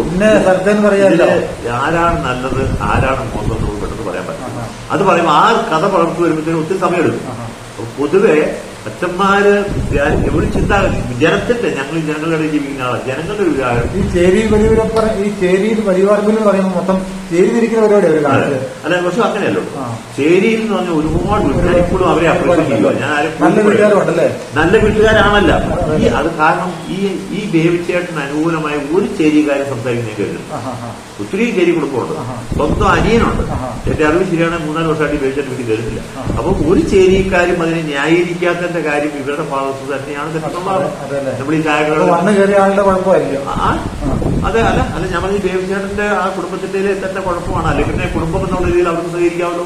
പിന്നെ ജനങ്ങള് ഇടവക്കാര് അവരുടെ സ്വാഭാവികമായ ആ ആത്മാർത്ഥത ഈ ഷൈനോട് കാണിച്ചു, 100% കാണിച്ചു. അതിന്റെ കാര്യം എനിക്ക് മനസ്സിലാക്കുന്നത് ഈ ചുങ്കം തൊടുപുഴ ഏരിയയിലുള്ള ഈ ഇടവക്കാർക്ക് ഒറ്റക്കെട്ടല്ലേ? ഒറ്റക്കെട്ടെന്ന് പറഞ്ഞാൽ ഒറ്റ സ്വരമാണത്. ആ സ്വരം വന്നെങ്ങനെയാ? ഷൈനിയുടെ സത്യസന്ധതയാണ്. ഷൈനിയുടെ സത്യസന്ധതയെ ഷൈനിയെ അറിയാവുന്നവരും ഈ ബോഡി ഈ വാശി പിടിച്ചൊക്കെ മൃതദേഹം വീട്ടിൽ കൊണ്ടുവന്നപ്പോഴും ഇടവക ജനവും ആ പ്രദേശമുള്ള ഒരു തീരുമാനം എടുത്തു, ഷൈനിയെ വേണ്ടാത്ത വീട് നമുക്കും വേണ്ട. നമ്മൾ പക്ഷേ ഷൈനിയോടുള്ള സ്നേഹം കാണിക്കുന്നത് നമ്മുടെ പള്ളിയിൽ വെച്ചായിരിക്കും. അങ്ങനെ മുഴുവൻ ആളുകളും 99 വീട്ടുകാരൊക്കെ ബോഡി വന്നപ്പോൾ വീട്ടുകാരൊക്കെ വീട്ടിൽ പോയെന്നുള്ളതുള്ളൂ. ബാക്കി മുഴുവൻ ആളുകളും പള്ളിയിൽ കൂടുകയും ഷൈനിയെ ഏറ്റുവാങ്ങുകയും ഭംഗിയായി മൃതസംസ്കാരം നടത്തുകയും. അങ്ങനെ ഒരു കൂട്ടായ്മ ഞാൻ സത്യത്തിൽ ഇതുവരെ ആരും എതിർത്തിട്ട് പ്രയോഗിക്കില്ല, ആരും പറഞ്ഞില്ല. ഷൈനി ജീവിച്ചിരുന്നപ്പോൾ വേണ്ടാത്ത വീട്ടിലേക്ക് ഷൈനിയെ കൊണ്ടുവരികയും അവര് അവിടെ പോയി നമ്മൾ ഷൈനിയെ കാണുകയും ചെയ്തിരുന്ന കാര്യമില്ല. നമുക്ക് നമ്മുടെ നല്ലൊരു ഇടവകയായിട്ട് ഈ അച്ഛൻ ഇവിടെ തകർക്കാമെന്ന് അച്ഛനെ മുൻകൂട്ടി പ്ലാൻ ചെയ്തു. അച്ഛൻ ഇടപെട്ടില്ലേലും അച്ഛനെ ഈ ഷൈനിയുടെ ഭാഗത്ത് ഇടപെട്ടില്ല ആൾക്കാർക്ക് തിരിച്ചറിയാൻ പറ്റാതെ അവസാന നിമിഷങ്ങളാണ് വന്നത്. ഈ ബോബി അച്ഛൻ പറഞ്ഞ ബോബി അച്ഛനും കുഴപ്പം ഒരു പക്ഷേ ബോബി അച്ഛൻ ആരും പറഞ്ഞിട്ടായിരിക്കും അവർക്ക് ഒരു ഈ ബോബി അച്ഛൻ ഈ ഇടവകയിൽ പോയി അച്ഛനോട് സംസാരിച്ചിട്ട് അച്ഛനെയും കൂട്ടി സംസാരിച്ചാൽ സോൾവ് ചെയ്യാവുന്ന കാര്യമല്ലോ. ഇല്ലായിരുന്നു. ഇപ്പം ബോബി അച്ഛൻ ഓസ്ട്രേലിയയിലാണ്. പക്ഷെ ഞാൻ പറഞ്ഞത് അതിനകത്ത് കോട്ടയത്തുണ്ടെന്ന് പറയുന്നുണ്ടല്ലോ, അത് കൃത്യം അറിയില്ല. ഞാൻ പറഞ്ഞത് അത് ശരിക്കും പറഞ്ഞു കഴിഞ്ഞാണല്ലോ ഇവര് ചെയ്തത് എന്താണെന്നറിയോ? ആ വാശി കാണിച്ചത് എന്താണെന്ന് വെച്ചാല് ഞാൻ മനസ്സിലാക്കുന്നത് ഷൈനി മരിച്ചു, പിള്ളേരും മരിച്ചു. അത് ഞങ്ങളുടെ കുടുംബത്തിലെ അംഗങ്ങളാണ്. ഞങ്ങൾക്ക് അതിനകത്ത് കേൾക്കുകൊണ്ടെന്ന് കാണിച്ചുകൊണ്ട് നല്ല രീതിയിൽ എല്ലാവരെയും പോയി അവിടുന്ന് കൊണ്ടുവന്ന് വീട്ടിൽ കൊണ്ടുവന്ന് നല്ലൊരു സംസ്കാരം നടത്തി. അപ്പൊ ആളുകൾക്ക് മനംമാറ്റം ഉണ്ടാകുമെന്നാണ് ചിന്തിച്ചത്. അതായത് ഇവരിപ്പോഴും അവരോട് കൂറ് കാണിക്കുന്നു എന്ന് വിചാരിക്കുന്നുള്ളൊരു തെറ്റിദ്ധാരണ ഇവിടെ മനസ്സിലുണ്ട്. ഒരു പരിധിവരെ നമുക്കും അങ്ങനെ ചിന്തിക്കാം.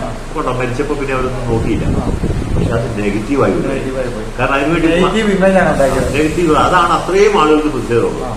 അത്രയും ആളുകൾ അതായത് ഷൈനി ജീവിച്ചിരുന്നപ്പം വേണ്ടാത്തവരും മരിച്ചപ്പോൾ അതിനുവേണ്ടി പിന്നെ വാശി പിടിച്ചിരുന്ന ആൾക്കാർ മരിച്ചു എന്ന് പറഞ്ഞപ്പോ ഇവിടുന്ന് വണ്ടി വിളിച്ച് പോകാൻ തയ്യാറായ ജനതയാണ്. 2 വണ്ടി ബുക്ക് ചെയ്തിരുന്നു. ഞാനന്ന് രാത്രി പോയി. പിറ്റേ ദിവസം 2 ബസ്സല്ലേ? 2 ബസ്. ഇനി അതുപോലെ തന്നെ വെച്ചാല് ആ 14 വയസ്സായ കൊച്ച് ഇവർ ഇത്രയും വാശി പിടിച്ചിട്ടും ഈ നോവിയുടെ കുടുംബം അതായത് അവരുടെ മാതാപിതാക്കൾക്ക് പങ്കെടുക്കാൻ പറ്റിയില്ല. പള്ളി വന്നില്ല. പള്ളി വരാൻ തന്നെ കാരണം ഞാൻ അതിന് ശരിയാണെങ്കിൽ DYSP അല്ലെ ഇവിടുന്ന് നിർദ്ദേശം കിട്ടി നിങ്ങൾ പോകണ്ടെന്ന് പറഞ്ഞു. ആ ആൾക്കൂട്ടത്തിലേക്ക് നിങ്ങൾ അതുകൊണ്ടായിരിക്കും വരാത്തത്. അപ്പൊ അത്രയും അതിന്റെ അകത്തേക്ക് പോയാലും ചിലപ്പോൾ ജനങ്ങളെല്ലാവരും കൂടിയിട്ട് ആ റെയിൽവേ ട്രാക്ക് അതേ സംഭവം ചിലപ്പോൾ അല്ല അങ്ങനെ ഉണ്ടാവുമോ ഇല്ലെന്ന് കണ്ടാത്ത കാര്യം. പക്ഷെ മാനസികമായ ഒരു കുറ്റബോധം നോവിക്കും ഉണ്ടായി. ഞാൻ പോകണ്ടെന്ന് തോന്നി കാണും. പോയാലും പ്രശ്നം. കാരണം 14 വയസ്സായ കൊച്ചു വന്നപ്പം കൊച്ചും അനിയനും ഉണ്ടായിരുന്നു. ആ കൊച്ചിനോട് ആളുകൾ അകത്ത് കയറി, നീ നിന്റെ അമ്മേനെ കൊന്നില്ല, നീ നിന്റെ അമ്മേനെ കൊന്ന. കാരണം അമ്മ കൊച്ചിനെ കൂടെ പരാതി കൊടുത്തല്ലോ. ആ കൊച്ചു റിയലൈസ് നേരത്തെ ഇഷ്ടമായിരുന്നു. അതായിരുന്നു ആദ്യത്തെ മോനാണ്. എന്നിട്ട് ഞാൻ ആ വഴി കൂടെ എപ്പോഴും പോകുന്നതാണ്. ഇത് കുഞ്ഞ് സൈക്കിൾ ഉള്ളപ്പോൾ എനിക്ക് ആ കൊച്ചിന്റെ പോകുന്ന വെച്ചാൽ എപ്പോൾ കണ്ടാലും എന്നോട് ഭയങ്കര സ്നേഹം. അത് ഇനിയിപ്പോ എന്തെങ്കിലും കൊച്ചിങ്ങനെ. പക്ഷെ എനിക്ക് പോലും ആ കൊച്ചിന് ഇപ്പൊ പറ്റുന്ന അറിയോ? അവനെ വീട്ടിൽ നിന്ന് മാറ്റണം ഞാൻ പറയുന്നത്. അവന് ഒരു മാനസിക ബുദ്ധിമുട്ടാണ്. അവിടെ ചെന്നപ്പോഴും കേട്ട വർത്തമാനങ്ങളും ഇവിടെ വന്നപ്പോഴും അവന്റെ മനസ്സിൽ ഇവനെ ഈ സ്വന്തം വീട്ടിൽ നിന്ന് മാറ്റിയിട്ട് അവന് വേറെ ഒരു സൗകര്യങ്ങൾ അവന് ഒരുക്കി കൊടുക്കുകയാണെങ്കിൽ അവന്റെ മൈൻഡ് കാര്യങ്ങൾ നന്നായിട്ട്. അല്ല തീർച്ചയായിട്ടും ചെയ്യണം. കാരണം നമുക്കൊക്കെ അറിയാം ചെറുപ്പത്തിലെ കാര്യങ്ങൾ നമ്മുടെ മനസ്സിൽ പോകില്ല. പ്രത്യേകിച്ച് സ്വന്തം അമ്മയെ അനിയത്തിമാര് വീണ്ടും അവിടെ വന്ന് താമസിക്കും. ഇപ്പൊ അവർക്കൊക്കെ വീണ്ടും വന്ന് താമസിക്കും. ഞാൻ കണ്ടുകൊണ്ടിരിക്കുക. ബോഡി കയറി വരുമ്പോ കൊച്ചാ കൂടെ ഉണ്ട്. നീ നിന്റെ അമ്മേനെ കൊന്നില്ലടാ, നിന്റെ അമ്മയ്ക്കെതിരെ പരാതി കൊടുത്തില്ലടാ എന്ന് ചോദിച്ചപ്പോ കൊച്ചൊന്നും അറിയാത്തവരെ പോലെ കണ്ണുകൾ കണ്ടിങ്ങനെ നോക്കുക ഞാൻ എന്താ ചെയ്തെന്നുള്ള രീതിയിൽ. അപ്പൊ അതിനുശേഷം ഏറ്റവും വേദനാജനകമായ ഇത്ര അമ്മയ്ക്കെതിരെ പരാതി കൊടുക്കുകയും അമ്മേനെ കാണാൻ കൂട്ടാക്കാത്തതെന്നൊക്കെ നമ്മൾ പറയുമ്പോഴും അമ്മയുടെ ആ പെട്ടി തുറന്നിട്ടില്ല, പെട്ടി അടച്ചേക്കും. ആ പെട്ടിക്ക് മുകളിൽ തൂവാലി ഇട്ട് മുത്തുക എന്നൊരു ചടങ്ങുണ്ട്. നോബി വരാത്ത സ്ഥിതി തീർച്ചയായിട്ടും മൊത്തം മകനായി ചെയ്തപ്പോ അവന്റെ കാര്യത്തിൽ എന്റെ അമ്മേന്ന് പറഞ്ഞ് കെട്ടിപ്പിടിച്ച് കരയുക. അപ്പൊ തന്നെ അവൻ ആ മാനസിക വിഷമം ആലോചിച്ചാൽ മതി. അങ്ങനെ അമ്മയ്ക്കെതിരെ കേസ് കൊടുക്കുക, അമ്മേനെ ശിക്ഷിക്കണമെന്നൊക്കെ ഉള്ള മനോഭാവമായിരുന്നെങ്കിൽ അവൻ അതുപോലെ ആ രീതിയിൽ അവന്റെ മനസ്സിനെ പരിവപ്പെടുത്തിയ വീട്ടുകാരെ അവനറിയില്ലോ. 4 ദിവസമായി കൊച്ചിനോട് പറഞ്ഞു. പിന്നെ ഞാൻ പറഞ്ഞല്ലോ ഇവർക്ക് ആവശ്യം കൂടുതൽ സാഹചര്യം ഈ നോബിയുടെ അമ്മയ്ക്ക് പങ്കെടുത്ത് എനിക്ക് തോന്നുന്നത് ചൂല് മിറ്റം അടിക്കുന്നൊരു ഈ ഷൈനി തിണ്ണ അടിച്ചുകൊണ്ടിരുന്നപ്പം കാലുകൊണ്ട് തട്ടിയെന്ന് പറഞ്ഞു. അതെന്നറിയോ, ഒരു കാര്യം ശരിയാ, ഈ കൊച്ചിനോട് ഈ നോബിക്ക് ഭയങ്കര സ്നേഹമുണ്ടായിരുന്നു. എനിക്കും ഞാൻ ഒന്നുമല്ലാത്ത എനിക്ക് ഞാൻ ആ റോഡിൽ കൂടെയാണ് പോകുന്നത്. പഠിക്കുന്ന കാര്യം എനിക്കറിയില്ല. പക്ഷെ ചെറുപ്പത്തിൽ നല്ല എന്നോട് എപ്പോൾ കണ്ടാലും എന്റെ അടുത്ത് ഓടി വരികയും ഭർത്താവ് ഞാൻ തന്നെ ചോദിച്ചോടാ നിനക്ക് തന്നെ എന്നോട് സ്നേഹം. അതുപോലെ ഒരു സ്നേഹമല്ല എല്ലാവരും. പിന്നെ ഡോൺ ബോസ്കോയിലേക്ക് മാറിയപ്പോൾ നമുക്കൊന്നും അറിയത്തില്ല. അപ്പം എന്തായാലും അത് ആ കൊച്ചിനെയൊക്കെ അത് ഇവർ അതിനുവേണ്ടി ഉപയോഗിച്ചിട്ടുണ്ടെങ്കിൽ കൊച്ചിന്റെ ജീവിതത്തെക്കുറിച്ച് നമ്മൾ ഉപയോഗിച്ചിട്ടുണ്ടെങ്കിൽ അത് തെറ്റായി. ഒരിക്കലും അങ്ങനെ ചെയ്യാൻ കൊള്ളാത്തതാണ്. കാരണം 14 വയസ്സായാലും പോലെ 15 വയസ്സായാലും കൊച്ചിന്റെ മാനസിക അത്യാവശ്യം നല്ല കൗൺസിലിംഗ് കൗൺസിലിംഗും പിന്നെ ഇപ്പൊ ഞാൻ പറഞ്ഞല്ലോ അറിയത്തില്ലല്ലേ കിട്ടിയൊന്നും അറിയത്തില്ലല്ലേ ഒരു ഇൻസിഡന്റ് ഇവരല്ലേ ചെയ്യേണ്ടത്. നോബിയുടെ വീട്ടുകാർ പറഞ്ഞാണ് ഇപ്പൊ ഈ നോബി നിലവില് ജയിലിലല്ലോ. അപ്പൊ ഇതിനെ സംബന്ധിച്ചൊരു കൗൺസിലിങ്ങിനെ കുറിച്ച് അല്ലാതെ നമുക്കിപ്പോ ഈ പറഞ്ഞേ മക്കളാണ്. ഇപ്പൊ നമ്മള് ഇപ്പം അമ്മയും അനിയത്തിമാരും ആ പയ്യന്റെ ഫുൾ അധികാരം എന്ന് പറയുന്നത് ഈ കുടുംബത്തിനാണല്ലോ. അപ്പൊ സ്വാഭാവികമായിട്ടും നമ്മൾ ഇതിന്റെ കൊച്ചിനെ കൗൺസിലിംഗ് അതിനൊക്കെ സമയമുണ്ട്. നമുക്ക് കുറച്ച് സമയം എടുത്തിട്ട് കാര്യങ്ങളെ കൊണ്ട് സംസാരിച്ചാലും നമ്മുടെ ഉള്ളിൽ അച്ഛനൊക്കെ ഉണ്ട്. അച്ഛനോടൊക്കെ പോയി പറഞ്ഞ അച്ഛാവുന്ന അവന്റെ ഇപ്പോഴത്തെ മാനസികാവസ്ഥ പോലും ആർക്കും അറിയില്ല. ആ കൊച്ചിന്റെ ഇപ്പോഴത്തെ മാനസികാവസ്ഥ അറിഞ്ഞാലേ നമുക്ക് ചെയ്യാൻ പറ്റും. എന്തായാലും ഒരു കാര്യം ശരിയാണ്, കൊച്ചിന് മാനസികമായി വളരെയധികം ബുദ്ധിമുട്ടുണ്ടാക്കിയിട്ടുണ്ട്. അതുകൊണ്ടാണ് എന്റെ അമ്മയെ അതെ. എന്തായാലും എല്ലാവരോടും കൂടി ഇതിന് പിന്നെ പ്രവർത്തിച്ചൊരാരാണോ ശിക്ഷിക്കുക എന്ന് പറഞ്ഞാൽ ശിക്ഷ ഒന്നും പരിഹാരമല്ല, പശ്ചാത്താപിക്കേണ്ട ഒരു സാഹചര്യം എല്ലാവരും ആളുകളിൽ വേറെ ആൾക്ക് ഇത് വരണം. ഇപ്പൊ ഈ പറഞ്ഞ പോലെ നോബിയുടെ വീട്ടുകാരാണെങ്കിലും ഞങ്ങളത് ചെയ്തിരുന്നെങ്കിൽ ഇത് സംഭവിക്കില്ലായിരുന്നല്ലോ എന്ന ആ പശ്ചാത്താപമായിട്ടും ഇത് 2 വർഷത്തേക്ക് ജയിലിട്ടുകൊണ്ട് ഒന്നും ആവാൻ. അതുപോലെ തന്നെ ഈ ഷൈനയുടെ സ്വന്തം ഫാദർ പുള്ളിയുടെ അമിതമായ സംസാരം കൊണ്ടും കാര്യം കൊണ്ടും ഒക്കെ ഷൈനിക്ക് ഒരു മാനസിക ബുദ്ധിമുട്ടുണ്ടെങ്കിൽ അദ്ദേഹവും പശ്ചാത്തപിക്കണം. സ്വാഭാവികമായിട്ടും അങ്ങനെ തന്നെ വേണ്ട. ഒരു നിരാലംബയായ ഒരു കുട്ടി 2 പിള്ളേരെ കൊണ്ട് ചെല്ലുമ്പോൾ വാക്കുകൊണ്ട് പോലും നമുക്ക് വേദനിപ്പിക്കാൻ കൊള്ളില്ല. ആ കുടുംബം ചിലപ്പോൾ പൈസയൊക്കെ കയ്യിൽ കൊടുക്കുമ്പോൾ ആ പിള്ളേരുടേതായ അറിവുകളൊക്കെ ഉള്ളൂ. ആ 2 പിള്ളേർ കളിക്കാൻ സമ്മതിക്കുക. ഇതൊക്കെ ഞാൻ കേട്ടതുമാണ്. അവരെ കളിക്കാൻ ഒച്ച ഉണ്ടാക്കാനോ കളിക്കാനോ TV കാണാനോ സമ്മതിക്കുകയില്ല എന്നൊക്കെ പറഞ്ഞിട്ടുണ്ടെങ്കിൽ ഞാൻ അതാ പറഞ്ഞത്. അതേപ്പറ്റിയൊക്കെ അന്വേഷിച്ചാൽ കണ്ടുപിടിക്കാൻ ഒട്ടും ബുദ്ധിമുട്ടുണ്ട്. അതിന് ശിക്ഷിക്കാനും വരും. പക്ഷെ ഇതായിരിക്കണം ഒരു മാതാപിതാക്കൾ അല്ലെങ്കിൽ വല്യപ്പന്റെയും വല്യമ്മയുടെയും ഇങ്ങനെ അല്ലെങ്കിൽ ഇനിയും പല കുടുംബങ്ങളിലോട്ട് ഇതുപോലെ ഈ ഷൈനിയുടെ ഈ നോബിയുടെ സ്വന്തം പെങ്ങള് ഡിവോഴ്സാ. ഒരു പെങ്ങളേ ഉള്ളൂ. ഈ അച്ഛന്റെയും കൂടെ സ്വന്തം പെങ്ങൾ ഡിവോഴ്സ് ആയിരിക്കുമോ? അവർക്ക് എത്ര കുട്ടികളുണ്ട്? അത് 1 2 പക്ഷെ പുള്ളിക്കാരിക്ക് ഒരു ഗുണം, പുള്ളിക്കാരിക്ക് ഇതുപോലെ വീഡിയോയായിട്ട് നിന്നില്ല. പുള്ളിക്കാരിക്ക് ഖത്തറിലെ കണ്ട് ജോലി ചെയ്യും. അപ്പൊ അതുകൊണ്ട് പിന്നെ വലിയ പ്രശ്നമൊന്നുമില്ല. കുട്ടികളും എന്തോ ഹോസ്റ്റലിനെ കണ്ടൊക്കെ എനിക്ക് നേഴ്സിംഗ് പഠിക്കുന്നതൊക്കെയാണെന്ന് തോന്നുന്നതേ ഉള്ളൂ. എനിക്ക് വലിയ അടുപ്പില്ല. ഞാൻ പറഞ്ഞ ആ കുടുംബത്തിൽ തന്നെ ഒരു കുട്ടി ഇനി അതെന്നറിയോ ഷൈനിയെ കൊണ്ടുപോയി കൊണ്ടുപോയി പിന്നെ ഒരു വാശിയാണല്ലോ. ഇപ്പം അച്ഛൻ പലയിടത്തും ഇവർക്ക് ജോലി കൊടുക്കാതെയും ഒക്കെ പറഞ്ഞ് മാറ്റി എന്നൊക്കെ പറയുന്നുണ്ടായിരിക്കും. ഞാനത് പറഞ്ഞതിന് പലരും ക്രിറ്റിസൈസ് ചെയ്തു. പക്ഷെ അച്ഛൻ നോക്കുമ്പോൾ ഇവിടെ തിരിച്ചിവിടെ കൊണ്ടുവന്നെങ്കിൽ ഇവിടെ ഒന്നുമില്ലാതെ പറ്റം അത് റെയിൽവേ ട്രാക്കിലേക്കാണ് പോകുന്നതെന്ന് അച്ഛൻ ചിന്തിച്ച് കാണിയല്ല. അവളെ സംബന്ധിച്ചിടത്തോളം നമ്മൾ ആരും ചിന്തിക്കുന്നേക്കാൾ ഒരു മാനസിക സംഘർഷം മനസ്സിലുണ്ടായിരുന്നു. നല്ല മിടുക്കരായ 2 കൊച്ചു പെൺപിള്ളേരെ. ആ കൊച്ചു പിള്ളേരെ ഓരോ ദിവസവും വളർന്നുകൊണ്ടിരിക്കുക. എന്ത് ചെയ്യണമെന്ന് അറിയാതിരിക്കുന്ന ഒരമ്മ അവസാനം ചെന്ന് കണ്ടത് ഇതാണ്. റെയിൽവേ ട്രാക്കാണ് കണ്ടുപിടിച്ചത്. തിരിച്ചിങ്ങോട്ട് വന്നാലും അത് ഒരു സെറ്റിൽമെന്റ് ആകാതെ ഒന്നും പാടാം. അപ്പൊ അങ്ങനെ ഒരാളുടെ മനസ്സനുവദിച്ചില്ല.